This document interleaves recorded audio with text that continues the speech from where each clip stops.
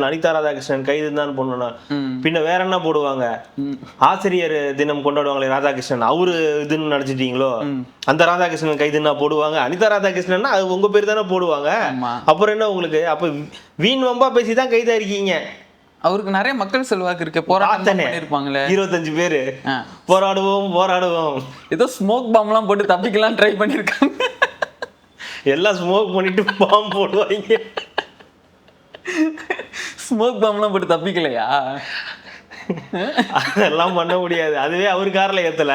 But இது ஒன்றும் பெரிய இதெல்லாம் கிடையாதுங்க. இன்னைக்கு என்னங்க கூட்டு போயிட்டு நாளைக்கு என்ன தூக்குல போட்டு போறாங்களா, இல்லை மரண தண்டனை கொடுத்துட்டாங்களா? ஒன்றும் கிடையாது. நீங்க அப்படி பேசுனீங்க, முதலமைச்சரா இதுவா பேசிட்டீங்க, அதுக்கான தண்டனை பழிவாங்க நடவடிக்கையா என் மேல இருக்கிற காழ்ப்புணர்ச்சியில என்னை ஓட விட்டு என்கவுண்டர் இதை பண்ணிட்டீங்கன்னா ஒர்த்து இல்லைங்க. அவ்வளோலாம் ஒர்த்து கிடையாது. பண்ண மாட்டாங்களா? இதெல்லாம் உங்களோட ஆசை.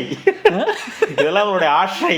சிங்கப்பூரின் ஒரு பகுதியான, அப்பதான் சிங்கப்பூரின் ஒரு பகுதியே இங்க இருக்கே, இங்கேயே போயிருக்கலாமே. நீங்க ஏன் கஷ்டப்பட்டு சிங்கப்பூரே போகணும்? இது புதுவிதமான ஒரு ஹார்ட் அட்டாக், அதனால அங்கிட்டு போயிருக்கு. ஹார்ட் அட்டாக்லாம் இல்லைங்க, அதெல்லாம் அவங்க சொல்லவே இல்லை. நீங்களா ஏதாவது கிரியேட் பண்ணாதீங்க. ஏதோ உடல்நிலை கோளாறு தான் வந்திருக்கும். அன்னைக்கு நடந்தப்ப ரைடு நடந்தப்போ வந்திருக்கோம். ஆனா அதுக்கு சொல்ல முடியாதுல்ல. ஆனா என்ன நடந்தது நமக்கு தெரியாதுல்ல. அதனால இப்ப சிங்கப்பூர் போயிருக்கா. இன்னொரு கூடுதல் தகவலும் சொல்றேன். வரப்போகுது பாருங்க. ஹார்ட் அட்டாக்கா? ஹார்ட் அட்டாக்ல இல்ல, இந்த மாதிரி எதுவும் இல்லை, நான் ஒரு நிரபராதி அப்படின்னு வரப்போகுது. என்னைய மன உளைச்சலுக்கு ஆளாக்குன்னு இந்த தமிழக அரசை என்ன பண்ணாங்க பாரு. நான் எழுதி தரேன். எழுதிக்கிறேன். அப்படி நடக்க வாய்ப்பே இல்லை. நான் எழுதி தரேன். இன்னைக்கு டேட்டு போட்டு நீங்க இது பண்ணி ஸ்கிரீன்ஷாட் கூட வச்சிருங்க, எனக்கு ஒன்றும் பிரச்சனை இல்லை. அப்படி எல்லாம் வர வாய்ப்பே கிடையாது. இல்லே வைக்கலான்னு கூட வரலாம். நிரபராதின்னு வரதுக்கு வாய்ப்பே கிடையாது. விஜய் அவர்கள்ட்டையுமே போய் கேட்டோம், 35 கோடி தரேன் வந்துருங்க அப்படின்னா அதெல்லாம் முடியாதுன்னு இருப்பாங்க போல இருக்கு. 250 கோடி சம்பளம் வாங்கிட்டு இருக்கிறேன் நான். என்கிட்ட 35 கோடி. செந்தில் பாலாஜிட்ட போய், அண்ணே விஜய்கிட்டே பேசி பார்த்தண்ணே 35 கோடி கொத்து. விஜய்கிட்ட பேசுறீங்களா? என்னடா சொல்றீங்க?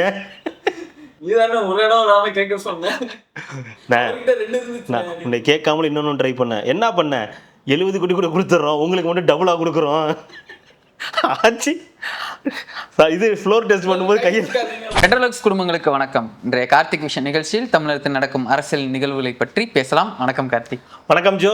ரெட்ரோலக்ஸை தொடர்ந்து சப்போர்ட் பண்ணுறவங்களுக்கு மிக்க நன்றி. பண்ணாதவங்க சப்ஸ்கிரைப் பண்ணிவிட்டு வீடியோக்களை பாருங்கள், லைக் பண்ணுங்கள், ஷேர் பண்ணுங்கள், கமெண்ட் பண்ணுங்கள். நிறைய பேர் சூப்பர் தேங்க்ஸ் மூலிமா தொடர்ந்து சப்போர்ட் பண்ணிட்டு இருக்கீங்க. அவங்களுக்கும் மிகப்பெரிய நன்றிகள். நிறைய பேர் வீடியோ பாக்குறாங்க, உண்மைதான் பாக்குறாங்க. வீடியோ நிறைய பேர் பாக்குறாங்க. நேத்து கூட நான் மெசேஜ் எல்லாம் பார்த்தேன். ஆமா இல்ல சப்ஸ்கிரைப் பண்ணவே இல்ல அப்படின்னு ஒரு சிலர் அப்புறம் சொல்லிட்டு சப்ஸ்கிரைப் பண்ணிருக்காங்க. அப்புறம் ஒரு சிலர்ல அதான் நோட்டிபிகேஷன் வந்துருது, நான் ஏன் சப்ஸ்கிரைப் பண்ணணும் அப்படின்றதுதான். நீங்க வேற எதுவும் பண்ண வேணாம். நீங்க பண்றத சப்ஸ்கிரைப் பண்ணிட்டு வீடியோவா பாத்தீங்கன்னா இன்னும் கொஞ்சம் நல்லா இருக்கும், சந்தோஷமா இருக்கும். அதுதான் நீங்க எங்களுக்கு கொடுக்கக்கூடிய ஒரு சப்போர்ட். ஆமா, நேற்றுக்கு நிறைய பேர் பண்ணியிருந்தாங்க, அதுவும் கெஞ்சி கேட்டதுனால.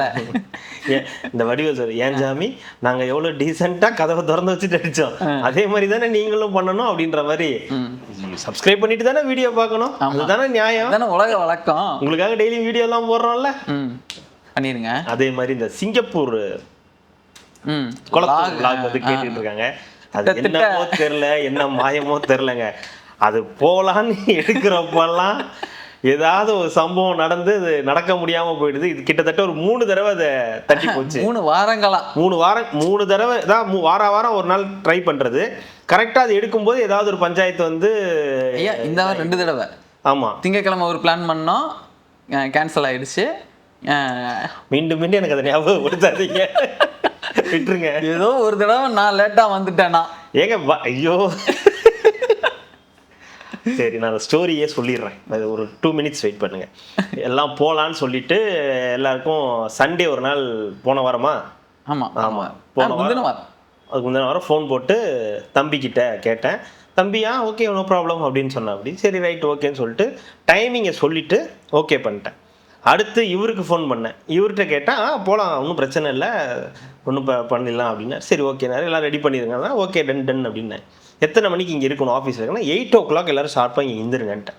சரின்னு சொல்லிட்டு நானும் காலையில் எழுந்திரிச்சு பக்காவாக ரெடி ஆகி சாப்பிட கூட இல்லாமல் சரி நம்ம சிங்கப்பூரில் போய் சாப்பிட்டுக்கலாம், ஒன்றும் பிரச்சனை இல்லைன்னு சொல்லி கிளம்பி 7:30 மணிக்கெலாம் நம்ம ஆஃபீஸுக்கு வந்தால் தம்பி 9 மணிக்கு ஷார்ப்பாக வந்துடுறா அப்படி.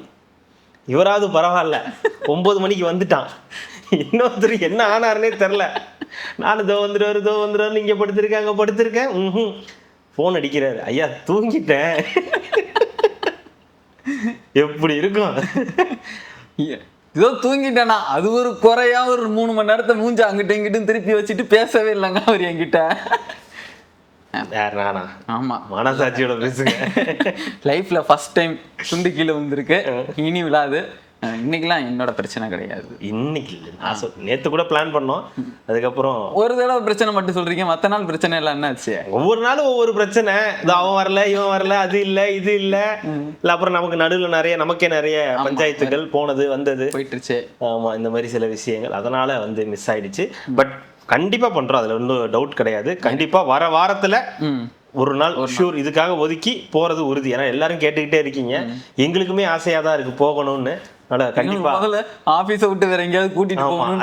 அதுவே ஒரு எங்களுக்கு எனக்கு அவருக்குன்னு இல்லை, எனக்கே அப்படிதான் இருக்குது. அதனால எங்கேயாவது போறது உறுதி, அதுவும் கண்டிப்பா அங்க போறது உறுதி. கவலைப்படாதீங்க. போலாங்களா? எஸ். அனிதா என்னை கைது பண்றீங்க அப்படின்னு எழுது. நான் போலீஸாரால் அனிதா ராதாகிருஷ்ணன் கைது அப்படின்னு தான் நீ நியூஸ்ல போடணும். சும்மா இதெல்லாம் போட்டு போலீஸார் சூழப்பட்டது அதுன்னு நீங்களாம் போட்டு டம்மி பண்ணிடக்கூடாது. நல்லா பில்டப் கொடுத்து விளம்பரம். ஆமா, விளம்பரம் 5 ரூபாய்க்கு. ஆமா, இங்கே ஆய்வு பண்ண போயிருக்காப்ல, அந்த இடத்துல ஆய்வு பண்ண போனாரு. அந்த இடத்துல பிடிச்சி தரன்னு உடனே விட்டா நீங்க அப்படி கீழே படுக்க வச்சு காலோட பிடிச்சி இழுத்துட்டு வந்த மாதிரி பேசுவீங்க போல. அதெல்லாம் இல்லை, ஆய்வு பண்ணிட்டு இருந்தாரு. என்ன நடந்துச்சுன்னா, உயர்நீதிமன்றத்தில் ஒரு முன்ஜாமீன் ஒன்று கேட்டிருந்தாரு, தள்ளுபடி பண்ணிட்டாங்க. தள்ளுபடி பண்ணி ஒரு 45 நிமிஷம் 1:60 ஒரு 1.25 மணி நேரத்தில் தட்டி தூக்கிட்டாங்க, வாங்க போகலாம் அப்படின்னு. என்னங்க அப்படின்னா, நான் ஆய்வு செஞ்சுட்டு இருக்கேன், மக்கள் பணியில் ஈடுபட்டு இருக்கேன், நீங்கள் எந்த பணியில் வேணால் ஈடுபட்டு இருங்க, அது பிரச்சனை இல்லை. அங்கே ஜாமீன் ரத்து பண்ணிட்டாங்க, மனு தள்ளுபடி பண்ணிட்டாங்க, நீங்கள் வாங்க அப்படின்னு அவ்வளோ விரைவாவா? உடனே 1 மணி நேரத்துல? ஆமா ஆமா ஆமா, உடனே பண்ணி செய்திங்க வந்தா தப்பிக்கணும்ல முதல்ல. அதுதான் வரக்கூடாதுன்றதுனால தான் வேகமா வந்தோம் நாங்க. எங்க இருக்காரு ஐயா? மக்கள் பணியில் ஈடுபட்டு இருக்காரு. சரி சரி, அந்த பணியிலே இருக்கட்டும், இங்க எல்லாம் நடந்துகிட்டு இருக்கு, நடந்து முடிஞ்சோம் வரோம்னு சொன்ன மாதிரி அங்க முடிஞ்சது. உடனே இங்க வந்தாங்க, உடனே வாங்க போலாம் அப்படின்னாங்க. பில்டப் எல்லாம் கொடுத்தாரு. ராதாகிருஷ்ணன், அனிதா ராதாகிருஷ்ணன் கைது தான் போடணும். பின்ன வேற என்ன போடுவாங்க? ஆசிரியர் தினம் கொண்டாடுவாங்களே ராதாகிருஷ்ணன், அவரு இதுன்னு நினைச்சிட்டீங்களோ? அந்த ராதாகிருஷ்ணன் கைதுன்னா போடுவாங்க, அனிதா ராதாகிருஷ்ணன் அது உங்க பேர் தானே போடுவாங்க. அப்புறம் என்ன உங்களுக்கு? அப்ப வீண் வம்பா பேசிதான் கைதா இருக்கீங்க.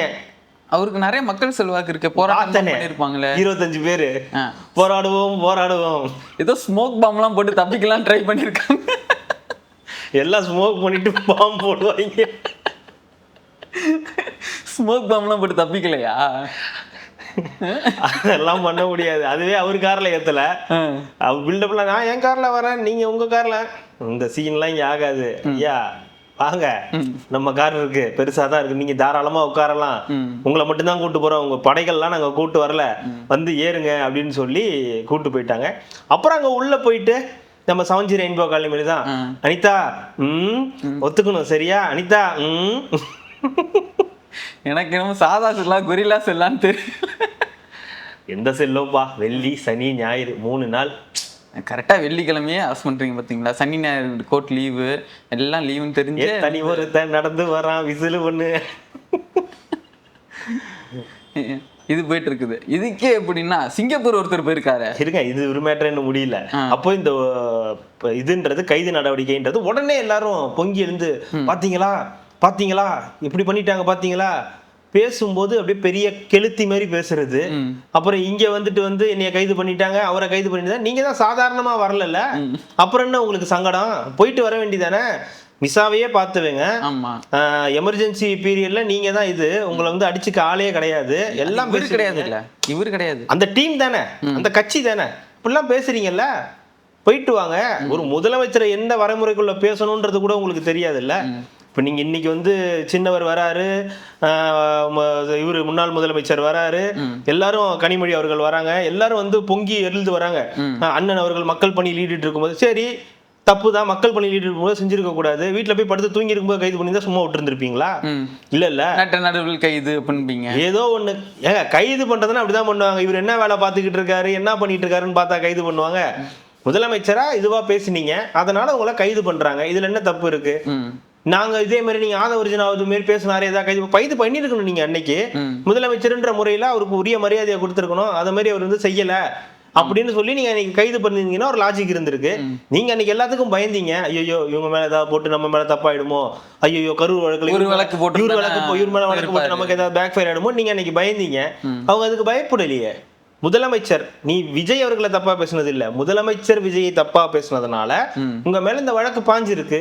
இதுல என்ன நீங்க எல்லாரும் கொதிக்கிறதுக்கு என்ன இருக்கு? முடிஞ்சா ஏதாவது அவருக்கு ஏதாவது நீ அப்படியே விட்டுருக்கணும். யார? அவரை. ஏன் ஏன் இதுவே வந்து திமுக ஆட்சியில் அந்த மாதிரி இருந்துச்சா? யாராவது ஒருத்தவங்க ரொம்ப பொதுஜனம் ஏதாவது பொங்கி எழுந்து ஏதாவது ஒன்று பேசுறான்னு வச்சுக்கோங்களேன், உரிமையில பேசுவாங்க, ஏய் நீ இருக்கியா, ஏய் இது அப்படின்னு சொல்லி பேசும்போதெல்லாம் அடுத்த நாள் என்ன வரும்னா ஒரு வீடியோ மட்டும் ஒன்று வரும். ஸ்டாலின் அவர்களை நாங்கள் வந்து அப்படி பேசினது வந்து தப்பு தான் அப்படின்ற மாதிரி அவங்களே வந்து யார் திட்டினாங்களோ அவங்களே வந்து ஒரு மன்னிப்பு வீடியோ ஒன்று கேட்பாங்க. அந்த மாதிரி விட்டுருக்கணும். ஒரு ஆயா செருப்பை எடுத்து போஸ்டர் அடிச்சது ஞாபகம் இருக்குங்களா? ஆமா, தனிப்படையை வச்சு தேடினாங்க, கிடைக்கல. அது காணும், அது கிடைக்கல. அது கிடைச்சிருந்தாலே அதுக்கும் என்ன நடந்திருக்குமே தெரியாது. அந்த அளவுக்கு இருந்துச்சு. எத்தனை பேரு, எத்தனை வழக்குகள். ஏங்க இந்த சவுக்கு சங்கர் கூட இருந்தானே ஒரு பையன், ஏதோ ஒண்ணு மீம் போட்டதுக்கோ எதுக்கோவே கைது பண்ணி உள்ள வச்சாங்களே அந்த டைம்ல, எதுக்கோலாம் கைது நடந்திருக்கு. நமக்கு சவுக்கு சங்கர் பிடிக்குதோ இல்லையா அது வேற விஷயம். ஆனா எதுக்கெல்லாமே கைது நடந்திருக்குல்ல, பேசுனதுக்காகவே கைது நடந்திருக்குல்ல, கை உடைக்கப்பட்டிருக்குல்ல. அப்படி இருக்கிற அந்த மாதிரி இருந்த ஆட்சியில எதுவும் ஆட்சியை பத்தி பேசுனதுக்காகலாம் கைது பண்ணல. முதலமைச்சரை இந்த மாதிரி ஒருமையில பேசுறீங்க, தப்பா பேசுறீங்க அப்படின்றதுக்காக தான் கைதே தவிர சொந்த கதை சோக கதை பேசுனதுக்காகவோ நாட்டு மக்களுடைய பிரச்சனையை பத்தி நீங்க பேசுனதுக்காகலாம் உங்களை கைது பண்ணல. அதை முதல்ல புரிஞ்சுக்கணும். முதல்ல இவருக்காக வக்காலத்து வாங்க வராங்கல்ல இந்த திமுகவினர், அவங்களுடைய உடன்பிறப்புகள். நீங்க யாரையும் விமர்சிக்க கூடாதுன்னோ முதலமைச்சர் எதுவும் பேசக்கூடாதுன்னு இங்க யாரும் சொல்லல. பேசுற வார்த்தையில இருக்கக்கூடிய கண்ணியம் இருக்குல்ல, அதை எல்லாரும் நீங்க சரியா சொல்லணும்ன்றதுதான். இப்ப நீங்களும் நானும் பேசினாலும் அதே தப்பு தானே. இன்னைக்கு முன்னாள் முதலமைச்சரை போய் வந்து நீங்க ஜாலியா சில விஷயங்களை பேசுறது வேற, அவன் இவன் அப்படி அந்த மாதிரி வார்த்தைகளை நீங்க பயன்படுத்தக்கூடாது இல்ல, அதுதான் முக்கியம். அதை நீங்க பண்ணீங்க, அதனால தூக்கிட்டு போய் உள்ள வைக்கிறாங்க. அவரு பெரிய சுதந்திர போராட்ட தியாகி மாதிரி அவருக்கு போய் போனோடனே அவர் அந்த திண்டுக்கல் இதுல திருச்செந்தூர் அந்த ஸ்டேஷன் அங்க போய் நின்னுகிட்டு எல்லாரும் ஆர்ப்பாட்டம் பண்றதும் போராட்டம் பண்றதும் 200 ரூபாய்க்கு எவ்வளவு? இங்க இருந்து அங்க போகணும், அங்க இருந்து போய் போராட்டம் பண்ணணும். செங்கலை பிரிக்க மாட்டாங்களா? கிழிச்சிருவாங்க, பிரிச்சிருவாங்க, பட்டையா பிரிச்சிருவாங்க. ஒரே ஒரு காரணம்ல என் மேல கைது நடக்குன்னு இப்படி ஒட்டுமொத்த ஊரு திரண்டு வந்திருக்கு பாத்தீங்களா? ஆமா திரண்டு வந்துச்சு. ஐயா அவரை வெளியே விட்டுறாதீங்க, அங்கேயே வச்சிருங்க. அது மாதிரிதான் இருக்கும். ரோடு டஃப்பா இருக்கு, டிரைவர் வண்டி எடுக்க மாட்டேன்னு சொன்னா, வெதர் டஃப்பா இருக்கு, ரூட் டஃப்பா ஏதோ மாதிரி. அடுத்த 3 நாள் நீங்க இருக்கிற இடமும் தெரியக்கூடாது, போற தடமும் தெரியக்கூடாதுன்ற மாதிரி ஆகி போச்சு. 3 நாள் கழிச்சுதான் தெரியும் என்ன நடக்கும் ஏது நடக்கும்ன்றது தெரியும். அதனால இந்த மாதிரி அவருக்கு சொல்லக்கூடியவங்க அவங்க தலைவர்கள்லாம், முதலமைச்சர் யாரா இருந்தாலும் முதலமைச்சர் தான், அவருக்கு மரியாதை கொடுத்து தான் பேசணுன்றத உங்க கட்சிக்காரங்களுக்கு முதல்ல சொல்லி கொடுங்க. உங்களுடைய கட்சியில் இருக்கக்கூடிய மூத்த உறுப்பினர்கள்னு சொல்லிட்டு சுத்துறாங்கல்ல, அவங்க எல்லாருக்கும் அதை முதல்ல சொல்லி கொடுங்க. இந்த மாதிரி ஒருமையில பேசுறது, அவன் இவன்னு பேசுறது, நாயின்னு பேசுறது, நாதாரின்னு பேசுறது, இந்த மாதிரி வார்த்தைகளை பேசும்போதே உங்களுடைய இந்த 75 வருஷம் அந்த லீகசின்னு ஒன்று சொல்லி ஆமா தெரியுறீங்கல்ல, அதை அங்கேயே முடிஞ்சு போச்சு. முதலமைச்சர் தானே அப்படி பேசக்கூடாது. முதலமைச்சர் தானே அப்படி பேசக்கூடாது. முதலமைச்சர் அப்படி பேசலையே. இல்ல முதலமைச்சர் தானே அப்படி பேசக்கூடாது. எனக்கு தான் இவங்களாம் முதலமைச்சரே கிடையாது. அதுதான் ஒரு முதலமைச்சரே கிடையாது. அவங்களுக்கு எல்லாமே அப்பா தானே முதலமைச்சர். இப்ப உள்ள சொல்லுவாங்கல்ல, முதலமைச்சர் சி ஜோசப் விஜய் எழுது, முதலமைச்சர் ஜோசப் விஜய். யாரு முதலமைச்சர்? தமிழ்நாட்டின் முதலமைச்சர் யாரு? ஜோசப் விஜய். எந்த கட்சியை? தமிழக வெற்றி கழகம். இதுதான் தண்டனையே, இதுதான். 1000 தடவை எழுத சொல்லுவாங்களா? சொல்லலாம், இல்ல சொல்லிக்கிட்டே இருங்கன்னு சொல்லலாம். அண்ணாச்சி என்ன நிறுத்திட்டீங்க சொல்லுங்க. முதலமைச்சர் சி ஜோசப் விஜய், முதலமைச்சர் சி ஜோசப். சொல்லுவாரா? சொல்லணும். இல்ல கோர்ட் வேற ஏதோ சொல்லியிருக்கு. அங்க போயிட்டு முதலமைச்சர் முத்துவேல் கருணாநிதி ஸ்டாலின் அப்படின்னு சொன்னாருன்னா கூப்பிட்டு வந்துருவாங்க. ஆ. ஐயா சேர்த்துருங்க, ஒன்றும் பண்ண முடியாது, என்ன பண்றதுன்னு எங்களுக்கும் தெரியல. ஆ. இந்த தீரன் அதிகாரம் மன்றத்தில் வரும்ல, ஆமா மெஹு பாகுன்னாரா ஏதோ சொல்லுவார்ல, ஆமா நான் ஒரு நான் அப்பாவி. அப்பாவி. அவன் என்ன சொல்ல போறான், நான் ஒரு அப்பாவி, அதானே, அந்த மாதிரி தான் இருக்கும். இந்த மாதிரி அப்புறம் ட்ரீட்மெண்ட்டும் வேற மாதிரி இருக்கும்.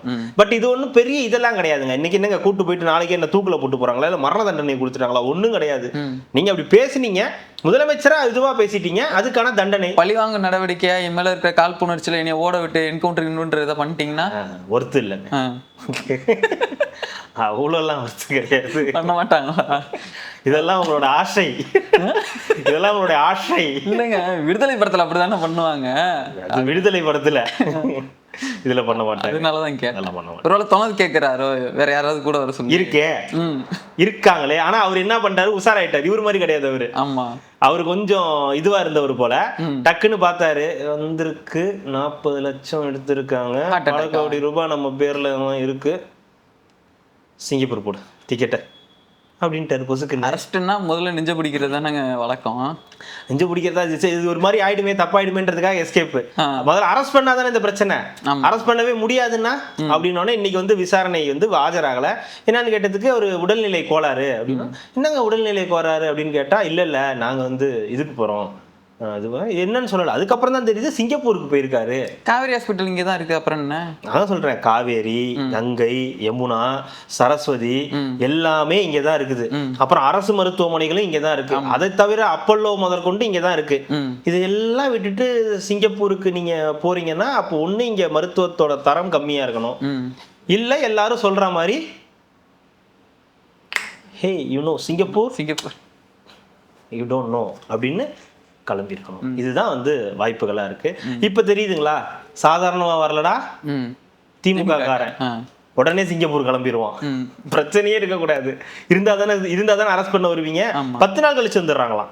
10 நாள் கழிச்சு வந்து முழு ஒத்துழைப்பையும் கொடுத்துட்றேன். எங்களுக்கு டவுட், நீங்க ஏன் இப்ப அங்க போகணும், என்ன மருத்துவம், என்ன மாதிரி திடீர்னு என்ன மருத்துவம் தேவைப்படுது? அந்த சீன்ல ஹைப் கம்மியா இருக்குதுங்க. லோக்கலுக்குள்ளே சேசிங் எல்லாமே பார்த்துட்டு, இப்போ என்னன்னா இன்டர்நேஷனல், நம்ம படத்துலேயே பார்த்தீங்கன்னா லோக்கலுக்குள்ளே தேடிட்டு இருப்பாங்க. திடீர்னு இன்டர்நேஷனல் போகும்போது கோட் சூட்லாம் போட்டு சிபிஐ நல்ல பெரிய கார்ல, ஆமா டானி எல்லாம் பிடிக்க போவாங்களா, ஆபரேஷன் டி அந்த மாதிரி வந்து அங்க போனா கொஞ்சம் கெட்டப் சேஞ்ச் எல்லாமே இருக்கும் அப்படின்றதுக்காக தான் அங்க போயிருக்காங்க. தெரியல, திடீர் உடல்நிலை கோளாறு, சிங்கப்பூர் கிளம்பியாச்சு. அடுத்து இது வரைக்கும் 10 நாள் கழிச்சு என்னவோ வந்து சொல்லியிருக்காங்க.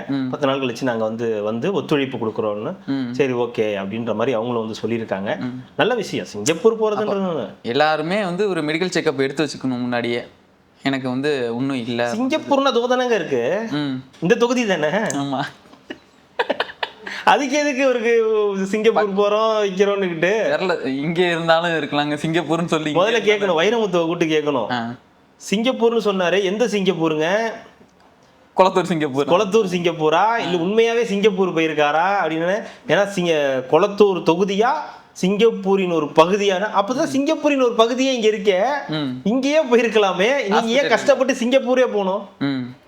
இது புதுவிதமான ஒரு ஹார்ட் அட்டாக். அதனால அங்கிட்டு போய் ஹார்ட் அட்டாக்லாம் இல்லைங்க, அதெல்லாம் அவங்க சொல்லவே இல்லை.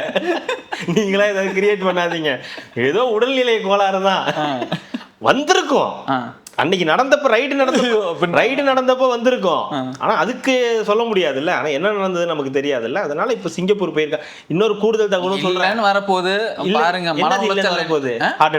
ஹார்ட் அட்டாக்ல இல்ல, இந்த மாதிரி வந்து எதுவும் இல்லை, நான் ஒரு நிரபராதி அப்படின்னு வரப்போகுது.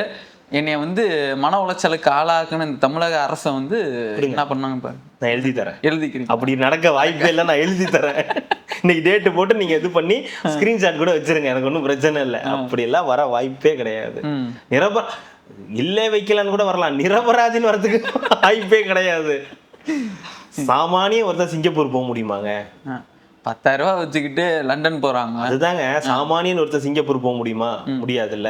ஆனா பாருங்க, உங்க வீட்டுல ஒரு ரைடுன்னொன்னே, உங்க வீட்டுல ஒரு 40 லட்ச ரூபா காசு இருக்குன்னு சொன்னோன்னே, ஒரு 1000 கோடி ரூபாய்க்கு என்னென்னமோ டீட்டெயில் எல்லாம் இருக்குன்னு சொன்னோன்னே சிங்கப்பூர் வந்து போறீங்க. கேட்டா நாங்க வந்து சமூக நீதி, நாங்க தான் எளியவர்கள், நாங்க தான் வந்து எல்லாமே வந்து பாக்குறோம் வைக்கிறோம், நாங்க தான் வந்து மக்களுக்காக நிக்கிறோம், சிறுபான்மை மக்களுக்காக நிக்கிறோன்றீங்க. சின்ன ரைடு உடனே சிங்கப்பூர், முடிஞ்சு போச்சு. இதுதான் உங்களுடைய வீரம். ட்ரைனிங் பத்தல, அதுதான் சொல்ல முடியும். இதுல மத்தவங்கள பார்த்து கரூருக்கு ஓடி போயிட்ட, கரூர்ல இருந்து பனையூருக்கு ஓடி போயிட்ட, அங்க ஓடி போயிட்ட, இங்க ஓடி போயிட்ட, அதாவது 41 பேர் உயிர் பலி. ஆமா, அவங்க ஓடுனதுலயாவது ஒரு லாஜிக் இருக்கு. 40 லட்சத்துக்கே அவங்க போனதுக்காக ஒரு லாஜிக் இருக்கு. நீங்க போனதுல ஏதாவது லாஜிக் இருக்கா? 40 லட்சம் ரூபாய்க்கு சிங்கப்பூர் போவானா கிளம்பி? நான் போவேன், வசூல் ராஜால சொல்லல, நான் பண்ணுவேன், நான் போவேன்ற மாதிரி போயிருக்காங்க. அடுத்த கட்ட நடவடிக்கை என்னன்றது தெரியும். அசோக், இந்த நாள் உன் டேட்ல உன் கேலண்டர்ல குறிச்சு வச்சுக்க அப்படின்ற மாதிரி செந்தில் பாலாஜி அவர்களோட தம்பி. உண்மையாவே ஒரு தைரியமானவங்க. திமுக காரங்க எல்லாருமே வந்து தைரியமானவங்க, எதிர்கட்சியா எப்படி செயல்படணும்னு தெரிஞ்சவங்க, எதிர் டீம் அப்படியே கலகலக்க வைக்கக்கூடிய ஆற்றல் எல்லாமே அவங்க கிட்ட இருக்குதான். உண்மைதான். என்ன வீரவசனம், என்ன நினைச்சுக்கிட்டு இருக்கீங்க? நாங்களா காரணம்? அவ்வளவுதான், சும்மா வரலடா திமுக காரன். ஐயா ஒரே ஒரு முன்ஜாமீன் மட்டும் கொடுங்க. என்னது ஐயா ஒரே முன்ஜா, அந்த பேப்பர்லாம் காலி தம்பி. எது காலியா? என்ன நினைச்சுக்கிட்டு இருக்கீங்க? என்ன எங்களை சாதாரணமான இடம் போட்டீங்களா? நீங்க எல்லாத்தையும் பார்த்தவங்க நாங்க. அண்ணன் முன்ஜாமீன் பேப்பர் இல்லையா? அண்ணன் எதுவும் பேப்பர் இல்லையா? இன்னைக்கு இன்னும் இது வரல, கொடுக்கணுமா வேணாமான்னு இன்னும் ஜாமீன் போட்டிருந்தாங்க. அதை வந்து அந்த இது வந்து வழக்கை வந்து இப்போ ஒத்தி வச்சுட்டாங்க. இவங்கள்ட்ட போலீஸ்கிட்ட கேட்டிருக்காங்க, நீங்க என்ன சொல்றீங்கன்னு. எங்களுக்கு கொஞ்சம் கால அவகாசம் வேணும் அப்படின்னு இருக்காங்க. அப்படியா, அப்ப இதை ஒத்தி வைங்க அப்படின்னு ஒத்தி வச்சுட்டாங்க. அதனால இப்போதைக்கு முன்ஜாமீன் இல்லை அப்படின்றது இப்போதைக்கு இருக்கக்கூடிய தகவல். ஏன் முன்ஜாமீன் கேட்குறீங்க? பண்ணிட்டீங்கன்னா காழ்ப்புணர்ச்சியில் நீங்க தான் தைரியமானவங்களாச்சு. நீங்க தான் வந்து ஒண்ணுமே பண்ணலையே. அதாவது ஆணைக்கும் அடிசருக்கும்னு ஒண்ணு இருக்கும்ல, அந்த நேரத்துல நீங்க சறுக்குற இடத்துல நீங்க போட்டீங்கன்னா. கரூர் இஷ்யூல எல்லாரும் முன்ஜாமீன் கேட்டாங்க, மதியழகன் முன்ஜாமீன் கேட்டாரு, ஆனந்த் முன்ஜாமீன் கேட்டாரு அப்படின்லாம். அப்ப ஏன் நீங்க முன்ஜாமீன் கேட்குறீங்க, உங்களுக்கு அதுக்கு என்ன சம்பந்தம்னு எவ்வளவு கேள்வி கேட்டோம். அப்ப இதே தானே இதுவும். ஏன் இதுக்கு நீங்க முன்ஜாமீன் கேட்குறீங்க? இப்போ உங்க மேல என்ன பிரச்சனை? உங்களை தேடுறாங்கன்னா நீங்க போய் நில்லுங்க. என்னங்க எதுக்குங்க எங்களை தேடுறீங்க, நாங்க என்ன காரணம், நாங்க என்ன பண்ணோம் அப்படின்னு போய் கேளுங்க. முடியலல்ல, முன்ஜாமீன் கேட்குறீங்களா? அப்போ முன்ஜாமீன் கேட்குறீங்களா, ஏதோ பஞ்சாயத்து இருக்குன்னு தானே அர்த்தம். ஏங்க யார் முன்ஜாமீன் கேட்குறான்றது இருக்கு. முன்ஜாமீன் கேட்கறதுலையும் நல்ல, அதாவது அந்த பிரச்சனைக்கு சம்பந்தமே இல்லாதவங்க கேட்கறவங்களும் இருப்பாங்க. காரணம் என்னன்னா அவங்க மேல அந்த பழியை திருப்பி விடுறதுக்கான வாய்ப்புகள் இருக்குன்னு. ஆனா நீங்க அப்படி பண்ண முடியுமா? அவன் ஆதாரத்தோட சொல்லிக்கிட்டு இருக்கான், நீங்க தான் காரணம், இந்த டீம் தான் காரணம், இத்தனை பேர் பேசியிருக்காங்க, இவ்வளவு பேரை நாங்க கைது பண்ணியிருக்கோம்னு. இப்போ வந்து முன்ஜாமீன் கொடு, பின்ஜாமீன் கொடுன்னா அவங்க என்ன பண்ணுவாங்க? அதெல்லாம் கிடையாது, போயிட்டு வாங்க. எத்தனை கேஸுக்கு உங்களுக்கு முன்ஜாமீன் கொடுக்கறது? உங்களுக்கு முன்ஜாமீன் கொடுத்தே பேப்பர் இல்லாம போச்சீங்க அப்படின்னு ஜட்ஜே டென்ஷன் ஆகுது. அண்ணன் எதுவும் பேசல, வாய திறக்கல. எதை பத்தி? அவர் அண்ணன், அவங்க அண்ணனா எது நெருங்கிட்டு இருக்கேன்றாங்க, இன்னும் புரியல எனக்கு. நாயர் சிட்டிசன் நெருங்கியாச்சு, நெருங்கிக்கிட்டு இருக்கேன் அப்படின்றாங்க. அவருக்கு அதுக்கு எந்த சம்பந்தமும் இல்லையா? அவரே சொல்றாரு. அவரே சொல்றாரு. வெளியில வரல இன்னும். அவர் வரல, அவருமே அப்படிதான் இருக்காரு. இலைமறை காய்மறையாக தான் இருப்பாங்கன்னுவாங்கல்ல, அந்த மாதிரி தான் இருக்காரு. எங்கேயோ அங்கங்க இருக்கிறாரு போல. ஆளை காணோம். எப்ப சிங்கப்பூர் போனாங்கன்னு தெரியல, எப்ப இவர் மக்கள் பணியில ஈடுபட்டாருன்னு தெரியல. இவர் மக்கள் பணியில ஈடுபட்டதா சொல்றாருல, அனிதா ராதாகிருஷ்ணன் கைது பண்ணாங்கன்னு. அதுக்கு முன்னாடி ஜட்ஜ் என்ன சொல்லியிருக்காரு தெரியுமா? இளந்திரையன், நீங்க ஒரு அமைச்சரா இருந்திருக்கீங்க, ஒரு சிட்டிங் எம்எல்ஏ, ஒரு முதலமைச்சருக்கு என்ன கொடுக்க வேண்டிய மரியாதையை கூட கொடுக்க தெரியலனா உங்களை எல்லாம் என்ன சொல்றது? உங்களுக்கு எல்லாம் முன்ஜாமீன் கொடுக்க முடியாது, போங்க அப்படின்னு இருக்காரு. முதல்ல ஓட்டு போட்ட மக்களை முதல்ல சொல்லணும். அதுதான் இப்ப நடந்திருக்கு. அதனாலதான் இப்ப ஒரு கைது செய்யப்பட்டிருக்காரு. அதனாலதான் ஒருத்தர் வந்து சிங்கப்பூருக்கு பிளைட் விட்டாரு. இன்னொருத்தர் வந்து முன்ஜாமீன் வீரவசனமா பேசிட்டு போயிட்டு முன்ஜாமீன் மட்டும் கொடுத்துருங்களா ப்ளீஸ் அப்படின்னு இருக்காரு. ப்ளீஸ் எங்கள்கிட்ட அந்த கதை மட்டும் கேட்காதீங்க, போங்க அப்படின்னு இருக்காங்க. இதுதான் இந்த 3 பேருடைய நிலையா இருக்கு. அடுத்தடுத்து இன்னும் இருக்கு. இன்னும் நிறைய பேர் வந்து துபாய் எல்லாம் போறதுக்கு தயாரா இருக்காங்க. இந்த டீம் இல்ல, ஆல்ரெடி போயிருச்சு. அவங்க இல்ல, அடுத்தடுத்த டீம் வேற இடத்துல. ஆமா, அதாவது இந்த லிஸ்ட்ல பேர்லாம் வச்சிருக்காங்க. ஒரு 10 பேர் லிஸ்ட்ல வச்சிருக்காங்க. இந்த 10 பேர் தான் டார்கெட். இவங்க எல்லாம் வந்து ஃபர்ஸ்ட் இது பண்ணணும் அப்படின்னு. சும்மா காழ்ப்புணர்ச்சியா இல்ல, இவங்கெல்லாம் டார்கெட்டட். இவங்கெல்லாம் பண்ண வேலைகளுக்கான இது நடந்துகிட்டு இருக்கு. முக்கியமான டிரான்ஸ்ஃபார்மரா இருக்குது. அதுல வந்து இந்த பாக்ஸ் எல்லாம் டிக் பண்ணும்போது இந்த பாக்ஸ் எல்லாம் ஒவ்வொன்னா சிங்கப்பூர், மலேசியா, துபாய் அப்படின்னு எஸ்கேப் ஆகிட்டு இருக்குங்க. அதுல இன்னும் 2-3 கிளம்புறாங்க. சாதா பிரச்சனையா சர்வதேச பிரச்சனையா மாத்திராதீங்கப்பா. மாத்தியாச்சு. சிங்கப்பூர் வரைக்கும் போனதுக்கு அப்புறம் எனக்கு சர்வதேச பிரச்சனை தானே. ஒரு பூரா இருந்தா பரவாயில்ல, ஊர் ஃபுல்லா பூரா எங்கேயாவது போயிட்டாங்கன்னா என்ன பண்றது? ஒண்ணும் அவ்வளவுதான். சாதாரணமா வரலடா திமுக காரன், சிங்கப்பூர் பறந்துட்டான். 150 கொடுத்துப்பா. 180 180 கோடி ரூபாய்க்கு பேரம் நடந்ததாக வந்து தகவல்கள் விசாரணையில் வந்திருக்கு. வாக்குமூலமே கொடுத்துருக்காங்க. கிட்டத்தட்ட நிறைய பேரை அப்போ ஒட்டுமொத்தமாக அந்த தாவேக்காவுடைய இருக்கக்கூடிய ஆட்களை எல்லாருமே பேசி இது ட்ரை பண்ணியிருக்காங்க அப்படின்றது தெரிய வருது. அவங்க சொன்ன அடிப்படையில் சொல்கிறேன், வாக்குமூலங்கள் கொடுக்கப்பட்டிருக்கு அப்படின்றது. விஜய் அவர்கள்ட்டையுமே போய் கேட்டோம், 35 கோடி தரேன் வந்துருங்க அப்படின்னா அவர்தான் முடியாதுன்னு இருப்பாங்க போல இருக்கு. 250 கோடி சம்பளம் வாங்கிட்டு இருக்கிறேன் நான், என்கிட்ட 35 கோடி. செந்தில் பாலாஜிட்ட போய், அண்ணே விஜய்கிட்டே பேசி பார்த்தண்ணே 35 கோடி கொத்து. விஜய்கிட்ட பேசுறீங்களா? என்னடா சொல்றீங்க?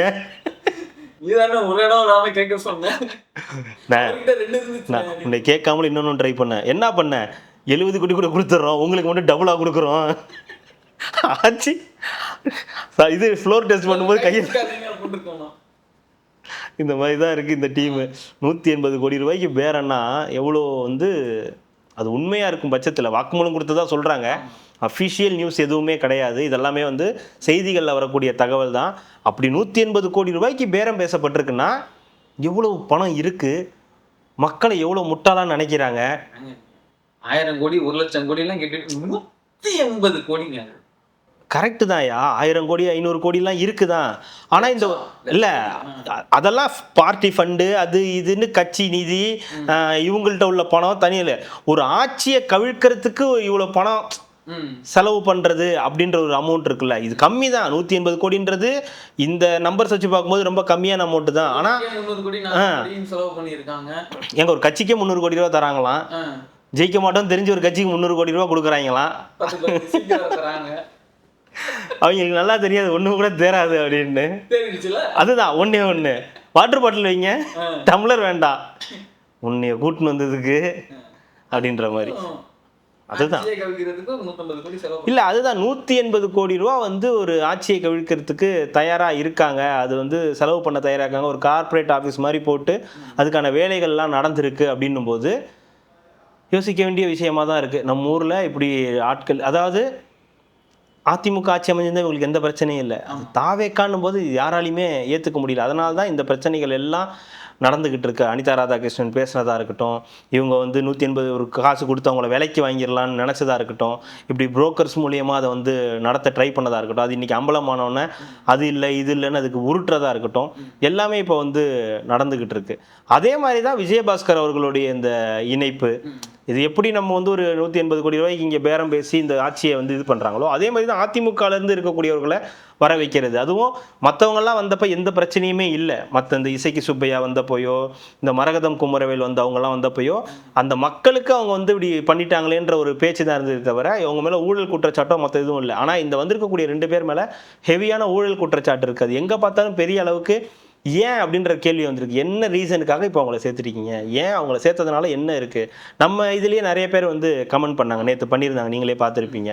அண்ணனுக்கு எல்லாமே தெரியும், நீங்கள் எதுவும் சொல்ல தேவையில்லை, நீங்கள் ஏசி ரூமில் உட்காந்துக்கிட்டு நீங்கள் பேசிக்கிட்டு இருந்தால் அவங்களுக்கு எல்லாம் தெரியுமா, அவருக்கு தெரியாதா களத்தில் என்ன நடக்குதுன்னா? ஏசி ரூம் மாதிரி கிடையாது அரசியல். எல்லாம் எல்லாம் கரெக்டு தான், நீங்கள் சொல்கிறதெல்லாம் கரெக்டு தான். அவருக்கு எல்லாம் தெரியும், நம்மளை விட அவருக்கு அதிக நாலேஜ் இருக்கும். இதெல்லாம் தெரியாமல் ஒரு கட்சியில் சேர்த்துக்க மாட்டாங்க. ஆனால் சேர்த்துருக்க வேண்டியதற்கான காரணம் என்ன இருக்குது? நீங்கள் தான் சொல்கிறீங்க அவங்க மேலே ஊழல் குற்றச்சாட்டு இருக்குது, அது அப்படியே தொடரும் அப்படின்றீங்க. இதுக்கப்புறம் யாராவது வந்தாங்களோ அவங்க மேலேயும் ஊழல் குற்றச்சாட்டு, அருண்ராஜ் என்ன சொல்கிறாரு, இதுக்கு மேலே யாராவது வருவாங்க அவங்க மேலேயும் ஊழல் குற்றச்சாட்டு இருக்கும், ஆனால் அதுக்கெல்லாம் நாங்கள் பொறுப்பு கிடையாது அப்படின்ற மாதிரி பேசுகிறாங்க. அப்படின்னா அது என்ன மாதிரியான போக்குன்னு நமக்கு தெரியல. நிர்மல்குமார் அவர்களும் அதான் சொல்றாங்க. நேற்றுக்கே கமெண்ட்ஸ்லயுமே சொன்னது அதுதான். நிர்மல்குமார் அவர்கள் நல்லா பாருங்க, தெளிவா பாருங்க, அவங்க மேல இருந்துச்சுன்னா அதுக்கான இதுவும் எடுக்கப்படும், நடவடிக்கை எடுக்கப்படும். உங்களுக்கே தெரியுது இல்ல, இல்ல உங்களுக்கே இருக்குன்னு தெரியுது இல்ல, இருக்குன்னு தெரியுற இடத்துல எதுக்கு அவரை சேர்க்கணும்? நீங்க என்ன சொல்றீங்க, அவர் களப்போராளி, அவர் நமக்கு தேவை, திமுக மாதிரியான ஒரு கட்சி எதிர்க்கிறதுக்கு விஜயபாஸ்கர்லாம் தேவை அப்படின்றீங்க. நான் நேற்று 2 ஆப்ஷன் தான் சொன்னேன். இது ஒன்று இருக்குது, இப்படி ஒன்று இருக்குது. கட்சிக்கான்னு பார்த்தா தேவை, ஆனால் ஆட்சிக்குன்னு இவங்க தேவை கிடையாது அப்படின்றது. விஜயபாஸ்கர்கள் இல்லாமல் தான் தாவேக்கா 108 தொகுதி ஜெயிச்சிருக்கு. இந்த மாதிரி ஆட்கள் இல்லாமல் தான் தாவேக்கா 35% ஓட்டு வாங்கியிருக்கு, பல இடத்துல ஜெயிச்சிருக்கு. நம்மளுடைய கேள்விகள்லாம் தாவேக்காவுடைய ஃப்ரெஷ்னஸ் கம்மியாயிடக்கூடாது, தாவேக்கா மீது இளைஞர்கள் வச்சிருக்கக்கூடிய நம்பிக்கை பொய்த்து போகக்கூடாது, அது தப்பாயிடக்கூடாது. இந்த மாதிரியான நபர்களை சேர்க்கும் போது அது தப்பாயிடக்கூடாது. இன்னொன்று சொல்கிறாங்க, இதுக்கப்புறம் இவங்க வந்தால் சரியாயிடுவார், அண்ணன்ட்ட வந்தால் அண்ணன் அதெல்லாம் பண்ண விட மாட்டார். அது இல்லை விஷயம். இப்போ பண்ணதுக்கு நீங்கள் தான் அனுபவிக்கணும். இப்போ அதிமுகலேருந்து வெளியே வந்துட்டாங்க. இப்போ தாவேக்காக வந்தால் தாவேக்கா தான் அதை அனுபவிக்கணும். இந்த ஊழல் கட்சியில் இந்த ஊழல் நபர்களை வச்சுட்டு இருக்கக்கூடிய கட்சி தாவேக்கா அப்படின்னு தான் வருமே நியூஸ் தவிர முன்னாள் அதிமுக அமைச்சர்கள் அப்படின்னு வராது. இந்நாள் தாவேக்கா இருக்கக்கூடிய விஜயபாஸ்கர்கள் இந்த ஊழல் வழக்கில் இந்த மாதிரி சிக்கியிருக்காங்க, அவங்களுக்கு தண்டனை கிடைச்சிருக்கு அப்படின்னு தான் வரும்போது அது அவங்களுக்கு கெட்ட பேராக தான் வந்து அமையும். அதை தான் நாங்கள் சொல்ல வந்தோமே தவிர எங்களுக்கு வந்து அந்த அதில் சேர்த்து அது நம்மளுடைய இது கிடையாது. இருக்கக்கூடிய விஷயத்தை நம்ம சொல்கிறோம். அதுக்கு நீங்கள் ஏசி ரூமில் உட்காந்து பேசுகிறீங்க, உங்களுக்கு என்ன தெரியும், உங்களுடைய விஷயம், இது எங்களுடைய பார்வை தான். ஒவ்வொருத்தருக்கும் ஒவ்வொரு மாதிரி ஒரு பார்வை. இது எங்களுடைய பார்வை மட்டும் இல்லை, நாங்கள் நிறைய பேர்கிட்ட பேசுகிறோம். அந்த பேசுகிறவங்க சில விஷயங்கள் சொல்கிறது, சில பேர் கட்சிக்காரங்கள்ட்ட பேசுகிறோம், நமக்கு இருக்கக்கூடிய சோர்சஸ் கிட்ட சில பேர்கிட்ட பேசுகிறோம். எந்த ஒரு கட்சியோட சப்போர்ட் இல்லாமே 108 தொகுதி வந்து ஜெயிச்சிருக்காங்க, 35% வாங்கியிருக்காங்கன்னா அவங்களுக்கு எந்த கட்சியோட சப்போர்ட்டுமே தேவையில்லை. கட்சியோட சப்போர்ட்ன்றதை தாண்டி இப்போ வரவங்க ஓகே, கூட்டணிக்கு வரவங்கள ஓகே, அந்த கூட்டணி நமக்கு தேவைப்படுது, அடுத்த நாடாளுமன்ற தேர்தல் இருக்குது, அடுத்தடுத்த தேர்தல்கள் இருக்குது, வரவங்களை நம்ம வேணான்னு சொல்ல வேண்டாம். ஆனால் இந்த மாதிரியான நபர்கள் வரும்போது யோசிக்கணும்ல, அட்லீஸ்ட் கொஞ்ச நாள் வெயிட் பண்ணியாவது இந்த எலெக்ஷன்லாம் கொஞ்சம் முடிஞ்சதுக்கு அப்புறமாவது அவங்கள சேர்க்கலாம். இல்லை இவங்க 2 பேரும் வேணான்னு கூட நீங்கள் தவிர்த்துருந்துருக்கலாம், எது வேணால் பண்ணியிருக்கலாம். ஆனால் சேர்த்துட்டு இப்போ அதுக்கு ஒரு விளக்கம் வந்து கொடுக்குறாங்களே, அது ஏற்கிற மாதிரி இல்லைன்றது தான். மற்றபடி இதில் நமக்கு ஒன்றும் இது கிடையாது, ஒர்க்கு கிடையாது. இது நீங்கள் இப்படி தான் பண்ணணும் அப்படி தான் பண்ணணும் இல்லை, இப்படி இருக்கிறது இப்படி சொல்கிறாங்க, இதெல்லாம் இப்படி இருக்குது, அதில் எங்களுடைய பார்வையும் நாங்கள் வந்து சொல்கிறோமே தவிர நீங்கள் சொல்கிற மாதிரி எதுவும் கிடையாது. இல்லை என்ன நம்ம சொல்ல வந்த விஷயம் ஒன்று தான் ஜோ, அவங்கள எதுவுமே சொல்லாதீங்கன்னு சொல்லாதீங்க. அது வந்து நல்லதுக்கு இல்லை, அது ஒரு நல்ல ஜனநாயகத்துக்கு அழகு கிடையாது. எந்த கட்சியாக இருந்தாலும் விமர்சனம்னா விமர்சனம் இருந்து தான் ஆகணும். உங்களுக்கு சில பேர் நிறைய உங்களுக்கு டிவிக்கு ஆடியன்ஸ் தான் நிறைய இருக்காங்க, அதனால் நீங்கள் வந்து அவங்களை எதுவும் சொல்லக்கூடாது, நாங்களாம் வந்து இது பண்ணோன்னா அவ்வளோதான் தப்புன்னு இல்லை. அவங்க அதில் வந்து ஒரு இப்போ சில விஷயங்கள் எதிர்ப்பு தெரிவிக்கிறதா தானே இந்த அரசாங்கமும் சில விஷயங்களை வந்து ஒரு விவசாய கடன் தள்ளுபடியை வந்து சரியாக பண்ணலை அப்படின்னும் போது அவங்க வந்து திருத்திக்கிறாங்க. அப்புறம் வேற ஏதோ ஒரு விஷயங்கள் கூட வந்து திருத்திக்கிட்டாங்க, இல்லை வேண்டாம் அப்படின்னு சில விஷயங்களை வந்து ஏதோ சில விஷயங்களுக்கு எதிர்ப்பு தெரிவித்து அதெல்லாம் கூட வந்து மாற்றிக்கிட்டாங்கல்ல. அப்போ எதிர்ப்புன்னு ஒன்று தெரிவிக்கும் போது தானே அதில் உள்ள நல்லது கெட்டதுகள் தெரியும். அப்போது இவங்களை சேர்க்கறதுன்ற முடிவு அவங்களுக்கு தெரியும், இவங்களை சேர்த்தா என்ன ஆகுன்றது. ஆனால் தெரிஞ்சும் சேர்க்குறீங்களே, அது என்ன ரீசன், என்ன பண்ண போகிறீங்க, அவங்கள வச்சு என்ன, அவங்கள காப்பாற்ற போகிறீங்களா, இல்லை அவங்களுக்காக ஏதாவது பண்ண போகிறீங்களா, இல்லை அவங்கள வச்சு இந்த கட்சி ஏதோ என்ன அளவுக்கு முன்னேற போகுதுன்னு எதுவும் விஷயங்கள் இருக்கான்றது தான் நம்மளுடைய கேள்வியை தவிர வேற எதுவும் அதில் கிடையாது. திரும்பவும் அது சொல்கிறது என்னன்னா, அங்கே எப்படி வேணாலும் இருக்கலாம், இனியும் இங்கே வந்ததுக்கு அப்புறம் அப்படி இருந்துட்டா சூப்பர், ஓகே சூப்பர். அப்படி இருந்துட்டா விஜய் அவர்களுடைய தலைமையில் இந்த மாதிரி வந்து அந்த ஊழல் பண்ணலைங்க அப்படின்னு சொல்லி ஓகேன்னு பண்ணிடலாம். ஒருவேளை அவரை மீறி நடந்தால், ஏன்னா இப்போ அவங்க வச்சிருக்க, நான் நேற்றே சொன்னது, அவங்க வச்சிருக்க குவாரியோ மற்ற விஷயங்களையோ ஆக்ஷன் எடுக்க முடியாமல் போச்சுன்னா, ஏன்னா இவ்வளோ நாள் ஒரு ரெட்டை இலை, இவ்வளோ நாள் அதிமுக, இவ்வளோ நாள் நாங்கள் தான் அப்படின்னு இருந்த இடத்துல இருந்து யோசிக்காமல் இந்த இடத்துக்கு வந்தவங்க, அவங்க நல்லா பழகி இருந்த இடத்த விட்டு இந்த இடத்துக்கு வந்திருக்காங்கன்னு போது நீங்க அவங்க மேல வந்து ஒரு கண்ணு வைக்கணும்ல. அது இது இன்னொன்னு இப்படி பார்க்கலாமா, சென்னை தான் வந்து திமுகவோட கோட்டை, திமுக பலமே வந்து சென்னை தான் அப்படின்றப்போ இங்க வந்து முடிச்சுட்டாங்க. பட் ஆனா அதிமுகவோட ஸ்ட்ராங் இல்லாம கொங்குன்றப்போ அந்த சைடு இங்க வந்து நுழைய முடியலன்றதுக்காக, அதை உடைக்கணுன்றதுக்காக இந்த வேலைகள் பண்றாங்களான்றதும் இல்லையே. கொங்குல ஆல்ரெடி தாவேக்கா வந்துகிட்டு தான் இருக்காங்க. பட் இன்னும் மெஜாரிட்டியா இல்லை, அவர் வந்து கொங்கு இல்லை, ப்ளஸ் டெல்டா புதுக்கோட்டை இந்த பக்கம் டெல்டா பக்கம் தான் வச்சுங்களேன். கரெக்டு தான், நான் இல்லைன்னா சொல்லனா தான் 2 இதுவாக சொல்லிட்டேனே. இது கட்சிக்கு அவர் மாதிரியான ஒருத்தர் தேவை தான். ஆனால் 4 பேரை சேர்த்தப்போ இல்லாத பிரச்சனை இந்த 2 பேரை சேர்க்கும்போது இருக்குல்ல, அது பெரிய அளவுக்கு மக்கள் மத்தியில் போய் எடுபடும்ல. இன்னைக்கு அது ஒரு 4 நாள் ஓடும், அதுக்கப்புறம் மறைஞ்சிரும்னு வச்சுங்களேன். அவங்க மேலே வரக்கூடிய ஊழல் பிரச்சனையும் அவங்க இந்த கட்சிக்கு வந்து ஊழல் பண்ண மாட்டாங்கன்ற இந்த என்ன நிச்சயம்ன்றது தான் கேள்வியை தவிர மற்றபடி அதில் எதுவும் நமக்கு யாரும் இந்த சட்டம் இதெல்லாம் போய் பேசலை. நீங்கள் போய் சேர்க்கவே கூடாது, எப்படி நீங்கள் சேர்ப்பீங்க, நீங்கள் சொல்கிற தூய சக்தின்றது இவங்க வரும்போது மறையறதுக்கான வாய்ப்புகள் அதிகமாக இருக்குது அப்படின்றது தான் வந்து விஷயமே தவிர. அதுக்கு மேலே ஏதாவது தப்பு பண்ணாங்கன்னா அந்த தொகுதி, எந்த தொகுதியில் இருக்காங்களோ அந்த தொகுதி மக்கள் வந்து மேற்பார்வை கொண்டு போனால் அதனால அப்போ பேச மாட்டேன். அதுக்குமே சொல்கிறாங்களே, அவர் கொரோனா காலத்தில் சூப்பராக ஒர்க் பண்ணார், அவர் அவ்வளோ கெட்டவர்லாம் கிடையாது, ரொம்ப நல்லவர் தான், என்னென்னமோ வந்து கமெண்ட்ஸ்லாம் வந்துச்சு. நான் அப்போ தான் நினச்சேன் okay right no cross question அப்படின்னு முடிவு பண்ணிட்டேன். இல்ல இனி வரும் காலங்கள்ல அவங்க ஏதோ ஒரு தப்பு பண்றாங்க, இந்த மாதிரி நடக்குது, அவங்களுக்கு சொந்தமான பேசாதீங்க இருக்கு அப்படின்னா சரி நெக்ஸ்ட் போயிடுறேன் விடுங்க. டிவிகே ரமேஷ் அவருக்கு வந்து சொல்லியிருக்காரு, அறநிலையத்துறையில வந்து நடக்கிற அந்த எக்ஸ்ட்ராவா பணம் வாங்குறது, அங்க இருக்கிற அந்த ஊழல், அந்த இதை பத்தி தான் ஏதாவது உங்களுக்கு தெரிஞ்சிச்சுன்னா நீங்க டைரக்டாவே வந்து எனக்கு வந்து மெயில் பண்ணுங்க, இதுக்கும் நான் தனியா ஒரு செட்டப் வச்சு அதை நாங்க ஃபுல்லாவே வந்து கண்காணிக்கிறோம், இனி இந்த இடத்துல எந்த ஒரு தப்பும் நடக்காத அளவுக்கு நம்ம பார்த்துக்கிறோம் அப்படின்றது வந்து சொல்லியிருக்காரு. ரொம்ப ஆக்டிவாக இருக்காரு, தொடர்ந்து ஆக்டிவாக செயல்பட்டுக்கிட்டே இருக்காரு. ஏதாவது ஒரு பிரச்சனைனாலும் முன்னாடி வந்து நிற்கிறாரு, அதுக்கான வேலைகள்லாம் வந்து பார்த்துட்டு இருக்காங்க. உள்ளார ஒர்க் வந்து நடந்துக்கிட்டே இருக்குது, அந்த இந்த அறநிலையத்துறையோட ஒர்க் வந்து நடந்துக்கிட்டே இருக்குது. அதே மாதிரி அதுக்கு ஒரு மெயில் ஐடியும் கொடுத்துருக்காரு. ஸோ அந்த மெயில் ஐடியில் தகுந்த ஆதாரங்களோடு வந்து கொடுங்க அப்படின்னு பல விஷயங்களை சொல்லியிருக்காரு. இது வந்து ஒரு நல்ல முன்னெடுப்பு. நீங்கள் அந்த ஸ்க்ரீன்ஷாட்டோட அதை போடுங்க, அவரோட மெயில் ஐடியும் சேர்த்து போடுங்க. போட்டிங்கன்னா உண்மையாகவே உங்களுக்கு கோயில்களில் நடக்கக்கூடிய பிரச்சனையை அதை மென்ஷன் பண்ணி அதில் அட்ரஸ் பண்ணிங்கன்னா கண்டிப்பாக ஆக்ஷன் எடுப்பாருன்ற நம்பிக்கை இருக்குது.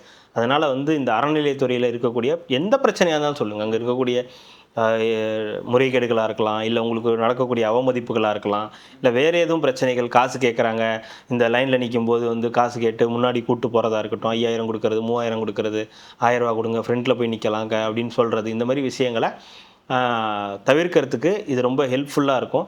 அந்த மெயில் ஐடியை வச்சுக்கிட்டு ஏதாவது நீங்கள் இந்த ரெகுலராக கோயில் போகிறவங்க இந்த மாதிரி இருக்கக்கூடியவங்க அது ரொம்ப யூஸ்ஃபுல்லாக இருக்கும்னு நினைக்கிறேன். அது பண்ணுறது நல்ல விஷயம். அப்படி பண்ணும்போது என்ன ரியாக்ஷன் வருதா அப்படி சொன்னாங்கன்னா அதுக்கான ஆக்ஷன் எடுக்கிறாங்களான்றதை நம்மளும் வந்து தெரிஞ்சுக்கலாம். அவரும் அதுக்கு ஒரு முன்னெடுப்பாக அதுக்கு ஒரு மெயில் ஐடியும் கொடுத்துருக்காருல, அப்படி கொடுக்குறாங்கன்னா அப்புறம் அட்லீஸ்ட் வேலை செய்கிறாங்கன்றத அர்த்தம். அப்போ அது பார்த்தாங்கன்னா அப்போ அனுப்புவாங்கல்ல. முறைகேடுகள்லாம் நடக்கவே இல்லையா, நடந்துக்கிட்டு தானே இருக்குது, இன்னமும் நடந்துக்கிட்டு தானே இருக்குது. அப்போது முறைகேடுகள் இருந்தால் அதை எடுத்து போடுவாங்க. இப்போ எல்லார் கையிலையும் ஃபோன் இருக்குது, அது சொல்லும்போது எடுத்து போடுறதுக்கான வாய்ப்புகள் இருக்குது.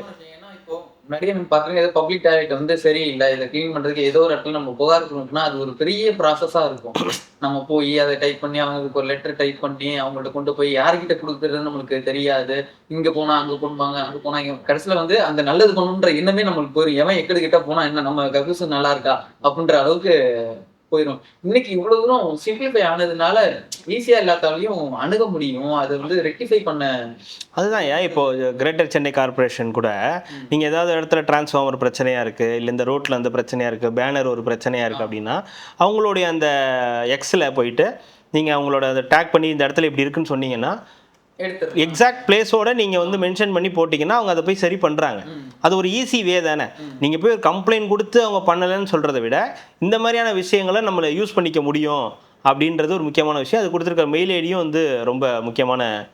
இவர் விஜய் அவர்களுமே வந்து பெரம்பூர் தொகுதிக்கு வந்து ஒரு ஆப் வந்து இது பண்ணியிருக்காங்க. அதில் எல்லாமே இதே மாதிரி தான். சும்மா நீங்கள் ஃபோட்டோ எடுத்து போட்டதுல இருந்து எப்படி நம்மளுக்கு இந்த டிக்கெட் ரைஸ் ஆகும் பார்த்தீங்களா, ஸ்விக்கி ஜொமேட்டோலாம் ஆர்டர் போட்டோம்னா இது வந்துருச்சா, எங்க இருந்து போயிட்டு இருக்கீங்கன்னா அந்த ஸ்டேட்டஸ் பார்க்கறதுல இருந்து அந்த டிக்கெட் சால்வ் பண்ற வரைக்குமே அந்த மாதிரி ஒரு சிஸ்டத்தை வந்து கொண்டு வரதுக்கான ஒரு ஆப்பும் கிரியேட் பண்ணி. அது இல்லாமல் அவர் தொகுதியிலேயே 100 கோடி ரூபாய்க்கு ஏதோ செயல் திட்டங்களை கொண்டு வர போறாங்க அப்படின்ற ஒரு பூங்கா பூங்கா நிறைய விஷயங்கள் வந்து 100 கோடிக்கு வந்து உண்மையாலும் சிங்கப்பூர் அங்கதான் மாறப்போகுதுன்னு நினைக்கிறேன்.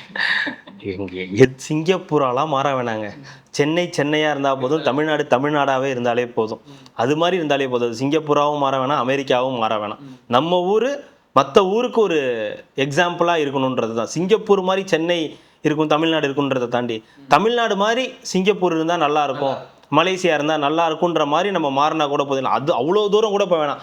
நம்ம ஊர் வந்தால் ஒரு சேஃபான ஊர், ஒரு சுத்தமான ஊர், ஒரு பாதுகாப்பான ஊர் அப்படின்ற நம்பிக்கையும், இந்த ஊருக்கு ஒரு டூரிஸ்டாக போகலாம், டூரிஸ்ட் போய் பார்க்கறதுக்கு நல்லா இருக்கும் அப்படின்னு இருந்தாலே நம்ம ஊர் போதுமானது தான். பெரும்பாலானவர் வந்து குற்றம் சாட்டுறது என்னன்னா, எல்லா இந்த சலுகைகளும் இந்த ஸ்கீம்ஸ் எல்லாமே வந்து சென்னை இந்த மாதிரி மெட்ரோ சிட்டிக்கு மட்டும்தான் வருது, உள்ளுக்குள்ளே இருக்கிற சிட்டிஸ் எல்லாம் வந்து கிடைக்க மாட்டேங்குது, வர மாட்டேங்குது, எங்கள் ஊருக்கும் இந்த மாதிரிலாம் திட்டங்கள்லாம் கொண்டு வாங்க அப்படின்றது மக்கள் நிறையா பேர் கேட்டுக்கிட்டே தான் இருக்காங்க.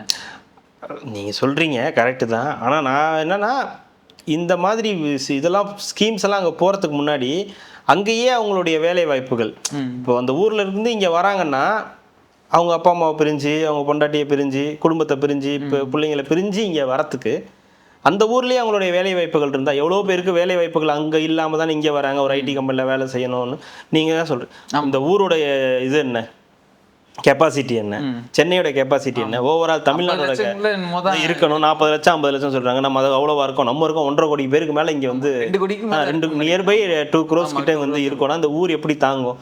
இந்த ஊரோட இந்த கெப்பாசிட்டி அப்போ வந்து மொத்தமா இதாகுது. ஒரு நாளைக்கு ட்ரெயின்ல இருந்து பஸ்ல இருந்து இறங்குறவங்களோட எண்ணிக்கை எவ்வளவா இருக்கு, எத்தனை பேர் இங்கே செட்டில் ஆயிட்டாங்க, ஊருக்கு போக முடியாதவங்க எத்தனை பேர் இங்கே வந்து செட்டில் ஆயிட்டாங்க, இன்னும் ஊருக்கு போக முடியலன்ற ஏக்கத்திலேயே இன்னும் இங்கேயே வேலை அப்படி இப்படின்னு இருக்கக்கூடியவங்க எவ்வளோ பேர் இருக்காங்க. அப்போ அந்த மாதிரி இருக்கக்கூடியவங்க ஒருத்தவங்களாம் வந்து இங்கே அந்த இடத்துலயே அவங்களுடைய வேலை வாய்ப்புகளை உருவாக்க என்னைக்கு முன் வரோமோ அன்னைக்கு இதெல்லாம் செட்டில் ஆகும். அப்போ சென்னையும் கொஞ்சம் ஃப்ரீ ஆகும், அந்தந்த ஊர்லேயே அவங்கவுங்க வேலை வாய்ப்புகள் இருக்கும், எல்லாரும் அவங்கவுங்க குடும்பத்தோட அவங்கவுங்க சந்தோஷமா அங்கே வந்து இருப்பாங்க. இப்போ அது ஊரு கூட விட்டாங்க, தொகுதி வாரியா போயிட்டாங்க. பெரம்பூர் தொகுதி அது அவரோட தொகுதின்ல அங்கே நிறைய போயிடுச்சு, அங்கே நிறைய ஸ்கீம்லாம் அப்படியே எங்க தொகுதியும் கொஞ்சம் பாருங்கன்ற அளவுக்கு இப்போ தொகுதி வாரியா வந்து வரும்ல. இப்போ அந்த தொகுதிக்கு முதலமைச்சரோட தொகுதின்றதுனால அது மட்டும் ஸ்பெஷல் பண்ணணும் அப்படின்றது இல்லாம எல்லா தொகுதியிலும் எல்லா அமைச்சர்களும் எல்லா எம்எல்ஏக்களும் அதை செய்யணுன்றது தான் எல்லாருடைய விருப்பமும். சரி என்ன பண்றது, கிடைச்சா சந்தோஷம், இல்லையா ஒன்றும் பண்ண முடியாது. இல்லை. அடுத்தது கிருஷ்ணகிரியில் ஒரு 1 கிலோமீட்டர் பசங்களோட ஜாலியாக நாங்கள் பாத யாத்திரை நடந்து போயிருக்கோமே. திமுக எம்எல்ஏ தானே? ஆமாம். என்னதான் வந்து நாங்கள் ஆளுங்கட்சியா இல்லைனாலும் நாங்கள் போகிறோம்ல பசங்களோட, அதை பாராட்டுங்க. அதை ஏங்க பாராட்ட மாட்டேங்கிறீங்க? பெரிய இந்த குழந்தைங்கள்ட்ட எல்லாம் போய் நாங்கள் வந்து குறை கேட்டிருக்கோம், என்ன குறை எல்லாத்தையும் சொல்லுங்க, நாங்கள் தீர்த்து வைக்கணும்னு நான் கேட்டிருக்கோம். விஜய் மாமாவை பார்க்கணும், குழந்தை சொல்ல விஜய் மாமா பார்க்கணும்னு பார்க்க வச்சிருவாரா? நேரு மாமா பார்க்கணுன்ற இப்போ விஜய் மாமா ஆயிட்டாரா? ஆமா, பார்க்கணும்னு சொல்ல விட்டுருவாரா? இவர் கூட்டு போய் காட்டிடுவாரா? குழந்தைங்களுக்கு என்ன பிடிச்சதுன்னா நேரு தானே, என்னெல்லாம் அப்படிதாங்க சொல்லி அதெல்லாம் ஒரு காலங்க. நேரு யாருன்னே நமக்குலாம் தெரியாது, ஆனா நேரு மாமா அதுதான். நேரு மாமா வேணாம் எனக்கு விஜய் மாமா. அதான் அந்த மாதிரி கேட்டா இவர் போய் கூட்டு போய் காட்டிட்டு வரா? முடியாது இல்ல. சரி 5 வருஷத்துக்கு முன்னாடி உங்க இந்த 5 பிஃபோர் இந்த ஆட்சி வரதுக்கு முன்னாடி 5 வருஷம் உங்க ஆட்சி தானே இருந்துச்சு. அப்போ கேவலம் ஒரு பஸ் வரைக்கும் கூட உங்களால துப்பு இல்ல. அதான் நான் நடந்து வரேன்ல, நீங்களும் நடந்து அந்த குழந்தைங்களும் உங்க கூட நடந்து வரணும். இது ஒரு விளம்பரம். இதுல கேட்டா அவன் ரீல்ஸ் போடுறான், இவன் ரீல்ஸ் போடுறான், அவன் ரீல்ஸ் ஆட்சி பண்றான்னு பில்டப் வேற. 1 கிலோமீட்டருக்கு குழந்தைங்க கூட நடந்து போயிட்டு அவங்களோட குறைகள் எல்லாம் கேட்டு இருந்தாரு. 5 வருஷத்துக்கு முன்னாடி கேட்டிருந்தா இந்த பஞ்சாயத்து இருந்திருக்காது இல்ல. ஏன் அந்த குழந்தைங்க நடந்து போகுது? அன்னைக்கு எல்லாமே கேட்டதெல்லாம் கொடுத்துட்டேன்னா இன்னைக்கு இந்த குழந்தைங்க என்கிட்ட பேசியிருக்காதுல்ல. குழந்தைங்களாம் இவர்கிட்ட பேசலைங்க, இவர் தாங்க குழந்தைங்கள்ட்ட போய் பேசியிருக்காரு. உங்களுக்கு எல்லாம் என்ன பிரச்சனை அப்படின்னு. நீதான் பிரச்சனை, நீ தான் பிரச்சனை, நாங்கள் ஸ்கூலுக்கு போயிட்டு குறுக்கில் வந்து எங்கள்கிட்ட பேசிக்கிட்டு இருக்க அப்படின்னு அதுங்க சொல்லியிருக்கலாம். இல்லை அது என்ன சொல்லியிருக்கேன், என் ரப்பர் எடுத்துட்டான், என் ஸ்கேல் எடுத்துட்டான், அதை வாங்கணும் இது வாங்கணும்னு சொல்லியிருக்குங்க. பஸ் இல்லைன்றது உண்மை தானே. உங்கள் ஆட்சி காலத்தில் இல்லை, அதை நீங்கள் சரி இந்த ஆட்சி காலத்துலையாவது எதிர்கட்சிகள்கிட்ட எப்படி சட்டமன்றம்னு இருக்குல்ல, அங்கே நீங்கள் போனீங்கல்ல, அப்போ இது ஆக்கப்பூர்வமாக இந்த மாதிரி எங்கள் கிருஷ்ணகிரி தொகுதியில் எங்களுடைய பிள்ளைகளுக்கு இந்த ஸ்கூல் போகிற பசங்களுக்குலாம் பேருந்து இல்லை, அதுக்கு ஏற்பாடு செஞ்சு தரணும்னு சொல்லி பேருந்து போக்குவரத்து துறை அமைச்சர்கிட்ட சொல்லியிருந்தீங்கன்னா நாங்கள் அதை பார்க்குறோன்னு சொல்லி அவங்களும் பேசியிருப்பாங்க, உங்களுக்கு ஒரு பஸ்ஸாவது கிடச்சிருக்கும். அதை விட்டுட்டு அந்த ஸ்கூல் பசங்க கூட நடந்து போய் ரீல்ஸ் போட்டால் கிடச்சிருமா? இப்போ எனக்கு தெரியல. அதுக்கப்புறம் தான் அங்கே ரீல்ஸ் போட ஆரம்பிச்சாங்க. அந்த ரீல்ஸை பார்த்து தான் நம்ம ஊருக்கு பஸ் இல்லையான்றது தெரிஞ்சு திருப்பி நீங்கள் ரீல்ஸ் போட வந்தீங்க, அதுவும் ஒயிட் அண்ட் ஒயிட்டில். ஆமாம், புரிஞ்சுக்கோங்க மக்களே.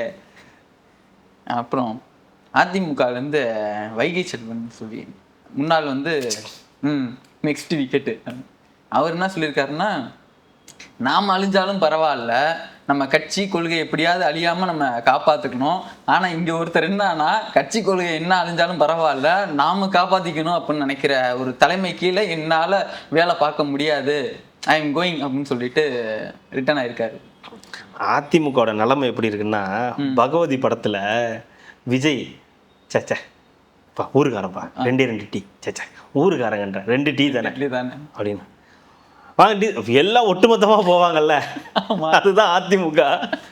2 பேர்னு சொன்ன அளவு பண்ண, நீ ஒட்டுமொத்த பேர் அங்க போய் உட்காந்து போயிட்டீங்களே, ஜென்மத்துக்கு இனிமே இந்த பக்கம் வந்துடாதீங்கன்னு எடப்பாடி. நம்ம ஜெயிச்சிருவோம்ல, கடைசியில வந்து என் சம்பளத்துல எதுவும் கை வைக்க உனக்கு வாழ்க்கையில சம்பளமே ஜென்மத்துக்கு சம்பளம் கிடையாதுன்ற மாதிரி ஒட்டுமொத்த பேர் அங்க இருக்கக்கூடியவங்களும் தாவேக்காக போகணும் ஒரு கனவுலும் நினைச்சிருக்க மாட்டாரு எடப்பாடி பழனிசாமி. அந்த நிலைமையில தான் பகவதி நிலைமையில டீ கடைக்கார பகவதி நிலைமையில தான் இருக்காரு எடப்பாடி பழனிசாமி. இல்லைங்க, அவரெல்லாம் நல்ல மனிதருங்க, நல்ல பேசக்கூடியவர், தமிழ்ல அதிகமா கட்டுரையெல்லாம் எழுதுவாரு, நிறைய வச்சிருக்காரு, வைகன்லாம் வச்சிருக்காரு. இல்ல அந்த ஊருக்காருல, மதுரைக்காரரு, அதனால இந்த கட்டுரையெல்லாம் நல்லா எழுதுவாரு, நிறைய பத்திரிகைகள்ல நிறைய கட்டுரைகள் எழுதுவாரு, தமிழ் நல்லா பேசக்கூடியவர், எம்எல்ஏ அமைச்சராலாம் இருந்தவருன்னும் போது இவரை எல்லாமே நீங்க வந்து யூஸ் பண்ண முடியல, இவரை எல்லாமே உங்களால கண்ட்ரோல் வச்சுக்க முடியல. அவர் சொல்ற விஷயம் அவர் எதுவுமே சொல்லலையே. அவர் சொன்ன நம்ம சொல்ற அந்த சுக்லாம்பிரதம் சசிவரணம் அது எல்லாமே வந்து கடைசியில தான் சொல்லியிருக்காரு. அதுக்கு முன்னாடி நிறைய சொல்லியிருக்காரு. நான் மட்டும் நல்லா இருந்தா போதும், கட்சிக்காரங்க எப்படி போனாலும் பரவாயில்ல, தொண்டர்கள் என்னன்னாலும் எனக்கு கவலை கிடையாது, எனக்கு நான் இருக்கிற அந்த கட்சி மட்டும்தான் எனக்கு முக்கியம், இந்த கட்சி என் கண்ட்ரோல்ல இருக்கணும் அப்படின்றது மட்டும்தான் முக்கியமா இருக்கு. இது நாள் வரைக்கும் இந்த கட்சிக்காக நான் வேலை செஞ்சது, இதெல்லாம் நான் என்ன பண்றது, இப்ப நான் என்ன பண்ண போறேன்னு எனக்கு தெரியலன்ற மாதிரி அவர் வந்து சொல்லியிருக்காரு. அடுத்து எங்க போறாருன்னு தெரியல. செஞ்ச வேலைகள் அனைத்தும் வீணா கோபால் அப்படின்ற மாதிரி தான் அப்படிதான் இருக்கு. என்ன பண்றது? இல்ல ஒரு நல்ல ஒரு இந்த மாதிரியான கட்சியை தாண்டி சில நல்ல மனிதர்கள் இருப்பாங்கல்ல, இந்த கட்சிக்காரங்கன்றதை தாண்டி சில பேர் நல்ல இதுவா இருப்பாங்கல்ல, அதுல வரக்கூடியவர் அவர்லாம் பார்த்தாலே சிரிச்ச முகத்தோட இருப்பார். பாப்பா வந்தால் வரவேற்கும், உங்களை மாதிரியான நபர்கள் வந்தால் வரவேற்கும். இவங்கெல்லாம் சேர்த்தா பிரச்சனை கிடையாது. நம்ம சேர்க்கறதெல்லாம் அவங்களே போயிட்டு அவங்களே ரெட் கார்பெட் விரிச்சு அவங்களே இது கொடி கொடுத்து துண்டை போட்டுக்கிட்டு என்னமோ ஒன்று தம்ப்நெயில் போடும்போது தான் இது என்ன ஃபர்ஸ்ட் வந்து தம்ப்நெயில் ஃபர்ஸ்ட் என்னன்னு போட்டிருந்தான்னா வைபு பாஸ்கர், ஊழல் பாஸ்கர்ஸ்ன்னு போட்டு அதுக்கு முன்னாடி எனக்கு அனுப்புனது வந்து வைபு பாஸ்கர்ஸ்ன்னு, தாவேக்காவில் வைபு பாஸ்கர்ஸ்ன்னு வைபு பாஸ்கர்ஸ்ன்னு. வேணாம் வைபு அழிச்சிருங்க, வைபே இல்லை போட்டிருக்காங்க அப்படின்னு ஊழல் பாஸ்கர்ஸ்ன்னு போட்டுட்டீங்க. தெரியல, நிறைய பேர் அவங்களும் கேட்குறாங்க இவங்க தேவையில்லை அப்படின்னு சொல்றாங்க. நான் சொன்னது அவங்கள சேர்த்துக்காதெல்லாம் கமெண்ட் அடுத்தது. நீங்க உட்காந்து உங்களுக்கு விருப்பமானதை பேசுறீங்க, உங்களுக்கு இதெல்லாம் தேவையில்லாதது, அவருக்கு எல்லாம் தெரியும், நீங்க அவருக்கு அட்வைஸ் கொடுக்கணும்ன்ற அவசியம் கிடையாதுன்றது அவர் மேல இவங்க வச்சிருக்க அதீத அன்பு. நீங்க எதுவும் சொல்லாதீங்க, எல்லாம் எங்களுக்கு தெரியும்ன்றதெல்லாம். ஆனா இந்த இடத்துல உட்காந்து விமர்சனம்னு ஒண்ணு வந்தா அது செஞ்சுதானே ஆகணும், அதை சொல்லிதானே ஆகணும். அது ஒன்றும் விமர்சனத்துக்கு அப்பாற்பட்டவங்க யாரும் கிடையாது. அதுலயும் குறிப்பா அந்த 2 பேரை சேர்க்கும்போது விமர்சனமே பண்ணக்கூடாதுன்னா அதனால லாஜிக் இருக்கு. விமர்சனம் பண்ணதான் செய்வாங்க, அதுதான் சொல்றேனே தவிர வேற எதுவும் ஒன்றும் தப்பா சொல்லலை. நீங்க உட்காந்துட்டு ஒரு இடத்துல உட்காந்து பேசுவீங்க, அண்ணனுக்கு எல்லாம் தெரியும் அப்படின்னா அண்ணனுக்கு எல்லாம் தெரியும் தான், அண்ணனுக்கு தெரியாம கூட இந்த விஷயங்கள் சில விஷயங்கள் நடக்கலாம் இல்லையா, அதைத்தான் சொல்றோம், வேற ஒன்றும் கிடையாது. அப்புறம் இது ஆளுநர் அவர்கள் வந்து வைகை ஆற்றை வந்து ஆய்வு பண்ண போயிருக்காரு. மீன் எல்லாம் இருக்கா, நுரையிற வருதா இந்த ஆத்துல, தண்ணியே இல்லாத ஆத்துல போய் மீன் வருதா, கருவாடு இருக்கான்னா, காஞ்சிச்சுன்னா கருவாடு தான். உடனே வழக்கம் போல நம்ம ஆளுங்க டென்ஷன் ஆயிட்டாங்க. பாத்தீங்களா ஆளுநர் போறாரு வைக்கிறாரு, இந்த தாவேக அரசு வெடிக்குதா கண்டிக்குதா அப்படின்னு கண்டிச்சிருச்சுல. சிடிஆர் வந்து சொல்லிட்டாரு, சிவனே நெருங்க, மதுரைக்கு போனோமா, மீனாட்சியை பார்த்தோமா, மட்டன் தோசையை சாப்பிட்டோமான்னு வந்தோமான்னு இருக்கணும். ஒரு படி எக்ஸ்ட்ராவே போயிட்டாரு. இந்த அதிகாரிகள் யாராவது கூப்பிட்டு போனீங்கன்னா அதுக்கப்புறம் இருக்கு உங்களுக்கு அப்படின்னு வந்து நீங்க போனீங்கன்னாலும் உங்களுக்கு இருக்குது அப்படின்ற மாதிரி சொல்லியிருக்காங்க. பார்ப்போம், ஏன்னா அவர் பண்ணக்கூடாது, அதுதான் உண்மை. உங்களோட வேலை அது கிடையாது, ஆளுநருடைய வேலை அது கிடையாது. உங்களுடைய வேலை அங்கே போய் ஆய்வு பண்ணுறதோ, அதை செய்யுங்க இதை செய்யுங்கன்னு மிரட்டுறதோ, அதிகாரிகளை வேலை வாங்குறதோ கிடையாது. உங்களுக்கான அதிகாரம் அது கிடையாது. இது உங்களுடைய ஆட்சி தான், ஆனால் உங்களுக்கு அந்த அதிகாரம் கிடையாது. அதனால் அதெல்லாம் நீங்கள் செய்யக்கூடாது. அப்படி செஞ்சால் அதுக்கான விளைவுகளை அவர் சந்திக்க வேண்டியிருக்கும். அப்படி அது செய்யும்போது அதற்கான விளைவுகளை தாவேக்காகவும் அனுபவிக்க வேண்டியிருக்கும். இது நம்ம கூட நம்மளோட பஞ்சாயத்துங்க, இது நம்ம கூடவே பிறந்ததுங்க. ஏதோ நல்லது ஏதோ நல்லா இருக்கான்னு எட்டி பார்க்க போயிருக்கோம், அவ்வளோதான் பண்ணணும். நல்லா இருக்கு நல்லா இல்லை அப்படின்ற கருத்து கூட உங்கள்கிட்ட கிடையாது. சரிங்க, ஏதோ நினைச்சிருக்கலாம், நீங்க தண்ணி இனி வரலையே நம்ம ஏதாவது வர வைக்கலாம். எப்படி லிங்காபுரத்தில் வந்து ரஜினிகாந்த் ஒரு அணை கட்டி கொடுக்குறாரு, அந்த மாதிரி வந்து ஏதாவது அந்த மாதிரி கட்டி கொடுங்க, நாங்கள் வாங்கிக்கிறோம். அதை வந்து நல்லா இருக்கா நல்லா இல்லையான்னு உங்களை ஆய்வுலாம் நாங்கள் பண்ண சொல்லலை. நாங்கள் என்ன சொல்கிறோம், உங்களுக்கு இங்கே இருக்காதீங்கன்னு தான் சொல்கிறோம். நீங்கள் உங்கள் வந்து வேலையை முடிஞ்சுதா உங்கள் ஊருக்கு போயிடுங்க, அங்கே போயிட்டு நீங்கள் அங்கே வேலையை பாருங்கள். ஏதாவது கூப்பிடுவாங்க, திடீர்னு கூப்பிடுவாங்க, இடைத்தேர்தல் நடக்கும், அப்போ வருவாங்க, ஜெயிப்பாங்க, அப்போ பதவி பிரமாணம் செஞ்சு வைக்கணும், அதுக்கு வாங்க, அதோடு நிறுத்திக்கணும். அங்கே போய் ஆய்வு பண்ணுறது, இங்கே போயிட்டு வந்து தப்பாக இருக்குதுன்னு சொல்லியிருக்க மாட்டார். செங்கல்லாம் நல்லா ஸ்ட்ராங்கா இருக்கு, என்ன செங்கல் தான்ப்பா கேட்டேன், அதை ஆய்வுன்னு கொண்டு வந்து திருச்சி விட்டாங்க. இல்லையா, அவர் அதுக்கப்புறம் சொல்லியிருக்காரு, நீங்கள் அது வேற இதை தூர்வார பணிகளை நீங்கள் மேற்கொள்ளணும்னா ஆளுநர் மாளிகையிலேருந்து நாங்கள் பண்ண வேண்டியிருக்குன்னு சொல்லியிருக்காரு. சரி, 4 பேர் அனுப்பி விட்டு பண்ண சொல்லுங்க. அது ஏன் சொல்ற, போய் பண்ண வேண்டியதானே. அப்புறம் என்ன மறுவாதி இருக்குது, நீங்கள் பாட்டுக்கு வந்து ஒரு இடத்துல வந்து பண்ணிட்டு போயிட்டீங்கன்னா சரி நான் கூட விட்டுருவேன், சரி ஏதோ பண்ணிட்டு போறாரு அப்படின்னு விட்டுருவேன். என் பின்னாடி இருக்கிறவன் சும்மா இருப்பானா? திமுக சும்மா இருக்கு. அது சும்மா இருக்குமா? பாத்தியா உனக்கு இந்த தைரியமே கிடையாது, எதிர்க்க தைரியம் கிடையாது, அது கிடையாது, இது கிடையாதுன்னு. அது இது தேவையா? நாங்கள் பாட்டுக்கு எங்கள் வேலையை பார்க்குறோம். நீங்கள் கேட்ட மாதிரி 2 தடவை தேசிய கீதம் போட்டோம்ல, அப்புறம் தான் உங்களுக்கு பஞ்சாயத்து. அமைதியாக இருக்க வேண்டியதானே? எதுக்கு இப்போ உங்களை யார் வைகை ஆற்றலாம் போய் செக் பண்ண? உங்களை யார் முதல்ல மதுரைக்கு போக சொன்னா? யாரை கேட்டு போனீங்க மதுரைக்கு? ஒரு பிரஜையா இந்திய குடிமகனா இருந்துட்டு மதுரைக்கு போகக்கூடாதுன்னா நான் மறுபடியும் சொல்கிறேன், மதுரைக்கு போங்க, மீனாட்சியை பாருங்க, மட்டன் செய்ய சாப்பிடுங்க, அதோட ரிட்டர்ன் வந்துடுங்க. அங்கே போய் அது ஆய்வு பண்ணுறேன், இது ஆய்வு பண்ணுறேன், அதெல்லாம் பண்ணக்கூடாது. பண்ணால் டென்ஷன் ஆவாங்க, ஜனம் டென்ஷன் ஆகிடும், பார்த்துக்குங்க. ஏற்கனவே டென்ஷன் ஆயிடுச்சு. அதிகாரிகளுக்கு சொல்லிட்டாங்க, உங்களை வெளுத்தா சரியா போயிடுண்டா அப்படின்ற மாதிரி சொல்லியிருக்காரு சிடிஆர். ஆமாம், நிறைய பேர் சொல்லியிருக்கேன், 2-3 பேர் சொல்லியிருக்காங்க. கடைசியா அரசுபதி அவர்களை தொடாம நீங்க போனீங்கன்னா அப்புறம் அது நிறைவுக்கு வராது. நம்ம போய் தொட்டுக்கிட்டு வேணாம், தொடர்ந்து பேசிட்டு சொன்னாங்க.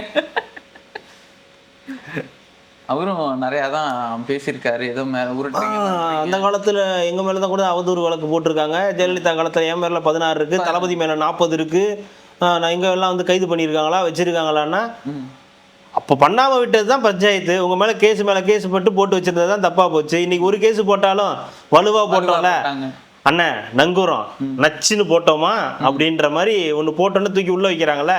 இப்போ பேசுறதுக்கு பயப்படுவல்ல, ஒருமையில் பேசுறதுக்கு பயப்படுவல்ல, அசிங்கமாக பேசுறதுக்கு பயப்படுவல்ல. அதுக்கப்புறம் தானே தெரியும் இப்போ ஏன் உங்களுக்கு நீங்கள் அவங்க மேலே போடுவீங்க, அவங்க உங்க மேலே போடுவாங்க.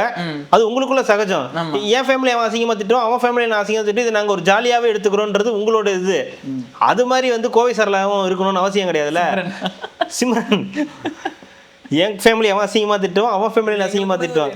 என்னைய பார்த்து ஐஸ் விற்கிற கிராக்கின்றான் அந்த மலை மாடு, அதை நீ பார்த்துட்டு நிற்கிற எரும மாடு. அப்படிலாம் இருக்க முடியுமா? அதனால தான் பார்த்தாங்க. எதுக்கு நீ சம்மந்தமே இல்லாமல் அவரை போய் திட்டுற? உனக்கு எவ்வளவோ பஞ்சாயத்து இருக்கும்போது எதுக்கு திட்டுறேன்? அதனால வந்து வழக்குகள் போட்டிருக்காங்க, இது ஒரு சர்வாதிகார ஆட்சி அப்படின்னு. நான் எப்படி பார்த்தா உங்களெல்லாம் எப்பயோ ஜெயிலில் தூக்கி போட்டு வெளுத்திருந்துருக்கணும். அது அந்த ஆட்சி காலத்தில் உங்களுக்குள்ள நீங்கள் பண்ணிக்காமல் விட்டுட்டீங்க. அதை இன்னைக்கு நடக்குது. அப்போ இனிமேல் அமைதியாக இருப்பீங்களா? பேசாமல் இந்த மாதிரி பேசாமல், உங்களை பேசக்கூடாதுன்னு சொல்லலை, ஒருமையில் அசிங்கமாக தேவையில்லாத வார்த்தைகளை பயன்படுத்தி பேசக்கூடாது. அப்படி பேசுனா இப்படி ஒரு நிலைமை வரும். அங்கே ஆர்டர் போட்ட 45வது நிமிஷம் நான் இங்கே வந்து நிற்பேன், உன்னைய தூக்குவேன், உன்னைய கொண்டு போய் ஜெயிலில் வைப்பேன், வெள்ளி சனி ஞாயிறு 3 நாள் ஜாலியாக உள்ளே இருங்கன்னு சொல்லுவேன்னு ஒரு ஆட்சி நடக்குது இல்லை? அது சர்வாதிகாரமாகவே இருந்தாலும் பரவாயில்ல, உங்களுக்கு நல்லது, உங்களுக்கு தப்பு கிடையாது. மக்களுக்கு தான் சர்வாதிகாரியாக இருக்கக்கூடாது, உங்களுக்கு இருக்கலாம், தப்பே கிடையாது. அதே மாதிரி இந்த பார்ப்பனுக்கும் நம்மளாம் பதில் சொல்லணும்னு அவசியம் இல்லை. பார்ப்பனன்னு தப்பா சொன்னாங்க, இந்த பாப்பாக்கும் பதில் சொல்லல. புலவர் அப்படியே வார்த்தையில விளையாண்டுருவாரு. அப்படியே நீங்க ஏதாவது திருச்சி எழுதிட்டீங்கன்னா அதனால நான் முன்கூட்டியே வந்து சொல்லிக்கிறேன். நான் பாப்பா பண்ணுவான் பாருங்க, உங்களுக்கு காத்திருந்து பாருங்க. பாப்பா நானும் தான் சொன்னேன், பாப்பா பண்ணுவார் பாருங்க, காத்திருந்துருங்க, வெயிட் பண்ணுங்க, நல்லா பண்ணுவார் பாப்பா, காத்துக்கிட்டே இருங்க, என்னென்ன பண்ணுவார் மட்டும் பாருங்க. அப்புறம் இப்படியே தான் பார்க்கணும், வேடிக்கை இப்படிதான் பார்க்கணும். சேகர் பாப்பா இருக்க மாதிரியா? என்ன நடக்குது அங்க? விடுவாங்களா விட மாட்டாங்களா? கிட்ட பூட்டிடுவானுங்களோ, வெளியே போக முடியாதோ? பார்க் பார்க்கிங்ல multi level parking, multi level park பார்க்கிங்ல இந்த மாதிரி சில விஷயங்கள் தான் வாய்க்கொழுப்புன்னுவாங்கல்ல, அது அப்படிதான் இருக்கும். அதனால தான் புது ஆட்களை இறக்கியிருக்காங்க, பரந்தாமன் மாதிரியான படித்த நபர்களை வந்து இறக்கியிருக்காங்க. நல்லா பேசக்கூடியவர் அவர்லாம் வந்து இப்போ பேச ஆரம்பிச்சிருக்காரு. இந்த மாதிரி யங்ஸ்டர்ஸ் இல்லை ஓரளவுக்கு நல்ல அனுபவசாலிகள், படித்தவர்கள், நாகரிகம் தெரிஞ்சவங்க, மெத்த படிச்ச மேதாவி, எங்களுக்கு தான் எல்லாம் தெரியும், நாங்க போட்ட பிச்சை, இந்த மாதிரி பேசுற ஆட்களை கம்மி பண்ணிட்டு இந்த மாதிரியான நபர்களை இறக்கி பேச வைங்க. அதுதான் திமுகவுக்கு மரியாதையை கொடுக்கும். இல்லைன்னா அந்த மாதிரியான நபர்களை பேசுறது பார்த்தீங்களா, இந்த வார்த்தை தேவையா? பாப்பான் பார்ப்பான்ற வார்த்தை வந்து தேவை அந்த இடத்துல தேவையே கிடையாது. ஆனால் நீங்க வந்து பேசுறீங்கல்ல, இதுதான் அதில் இருக்கக்கூடிய விஷயம். அதை புரிஞ்சுக்கிட்டா ஓகே. அது இல்லாமல் தான் அது ஆய்வுக்குழுலாம் போட்டிருக்காங்களே, மறுசீரமைப்புக்கு ஏதோ டீம் எல்லாம் போட்டிருக்காங்களே, நல்லபடியா அது ஏதோ நடக்கணும் அப்படின்ற மாதிரி. அங்கேயும் ஏதோ அடிச்சுக்கிட்டாங்கன்னு கேள்விப்பட்டேன். அதுக்குமா? பீஸுக்கு சாப்பாடு போட்டிருக்காங்க, பீஸ் ஏதோ வரலன்னு சொல்லிட்டு சண்டை நடந்திருக்கு அந்த குழுக்குள்ள. எவ்வளவுதான் காசு பணம் வந்தாலும் அந்த பீஸ் பிரச்சனை பெரும் பிரச்சனையா தான் இருக்கு, எங்க போனாலும். இருக்கட்டும், கேள்விப்பட்டேன் அது வந்துச்சு, பீஸுக்கு அடிச்சுக்கிட்டாங்க, சரியா இவங்களுக்கு பீஸ் வரலன்னு சொல்லிட்டு அவங்களுக்குள்ள ஏதோ தகராறு நடந்திருக்கான், செய்திகள் வந்துச்சு. ஃபீஸ் வரலன்னு அடிச்சுக்கிட்டாங்களா, பீஸ் வரலன்னு அடிச்சு பீஸ் சாப்பிடும்போது பீஸ் வரலன்னு அடிச்சுக்கிட்டாங்களாம். வேற எதுவும் இல்லை. ஓகே, முடிந்தது. அனிதா.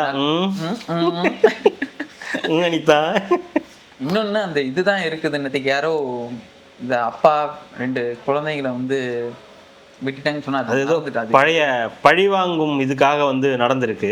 அந்த திருநெல்வேலியில நடந்திருக்கு அந்த இது. அந்த குழந்தை என்ன பண்ணுச்சுன்னு தெரியல. நீங்க உங்க அப்பாவை பழி வாங்கணும்னு அந்த ஆள் வந்து இது பண்ணியிருக்கான். 5 வயசு குழந்தை என்னடா பண்ணுச்சு உங்களை? அதை போய் ஏன்டா கொல்லணும்? அதுவும் அதே இடத்துல கொல்லணும், அந்த குடும்பத்தோட கொல்லணும். அதுல அந்த 15 வயசு பையன் அடிபட்டு விட்டக்குற தொட்டக்குற திருப்பி நம்மளை தொடும் அப்படின்னு வாங்கிங்களா, அதெல்லாம் ஞாபகம் வச்சிருப்பாங்க போல இருக்குது. கடுமையான நடவடிக்கை எடுக்கணும். இது அந்த ஊர்ல ரொம்ப சகஜமான இருக்கக்கூடிய ஒரு விஷயமாவே ஏதோ மாறி போகுது. கேட்டா சித்தப்பாவுக்கு கேட்டீங்கன்னா இல்லைன்னு வாரு. அப்படியா, எங்க ஊர்ல அதுவே கிடையாதே, சாதியே கிடையாதே, எதுவும் கிடையாதே அப்படின்னு வாரு. ஆனா அங்க நடக்காத சம்பவமே கிடையாது. அதுக்கு எக்ஸாம்பிள் இப்ப நடந்தது தான். உடனே மேடம், கனிமொழி மேடம் எழுதிட்டாங்க, சட்டம் ஒழுங்கு அப்படின்னாலே என்ன விலை, 1/4 கிலோவா 1/2 கிலோவான்னு அளவுக்கு இருக்குன்னு. சரி, என்ன பண்ண வருது? விட்டுட்டு போன மிச்சம் தான் இங்கெல்லாம் இருக்குது. அதை சொன்னாதான் வந்து ஏற்றுக்க மாட்டேங்கிறாங்களே. அது எப்படி? உங்கள் ஆட்சி வந்துருச்சுல, இப்போ நீங்கள் தான் எல்லாத்தையும் பார்த்துக்கணும். அப்படி கரெக்டு தான், பார்த்துக்கிட்டு தான் ஆகணும். அதனால தான் பார்க்குறாங்க, ஒவ்வொன்றா பார்க்க ஆரம்பிக்கிறாங்க. ஆனால் பெரிய ஒரு ப்ராசஸ் இந்த சாதி ஒழிப்புன்றது பார்த்தீங்கன்னா, அந்த பிரிவினையை வந்து திருப்பி ஒன்று சேர்க்கிறதே வந்து ஒரு பெரிய ப்ராசஸாக இருக்கும். சித்தப்பாவெல்லாம் சரி பண்ணிட்டா சரியாயிடும். சித்தப்பா மேல ஒரு கேஸை போட்டு கொஞ்சம் தள்ளி விடுங்க, சரியாயிடும். ராகிங் பண்ணுவார் அங்கே போயிட்டு யாரையாவது. அதான் நேற்றுக்கு சொன்ன மாதிரி தான், ஏன்னா வேட்டியை முட்டிக்கு மேலே தூக்குனால வைய பின்னாடியே 2 இறக்கி விட்டு போ பொண்ணு. அந்த அளவுக்கு கடுமையாக முட்டிக்கு மேலே லுங்கியை கட்டுற மேலே பட்டக்ஸ் அடி அந்த மாதிரி வச்சாதான் சரிபட்டு வரும்னு நினைக்கிறேன். ரொம்ப கூட அருண் IPS 40 இடங்கள்ல லஞ்ச ஒழிப்பு வேலைகள் வந்து துறை வந்து போயிட்டு இருக்கு. பல இடங்கள்ல ரைடு போயிருக்காங்க. அது நாளைக்கு தெரியும் என்ன நடக்கும், என்ன பிடிச்சாங்க அப்படின்றது தெரிஞ்சிடும்.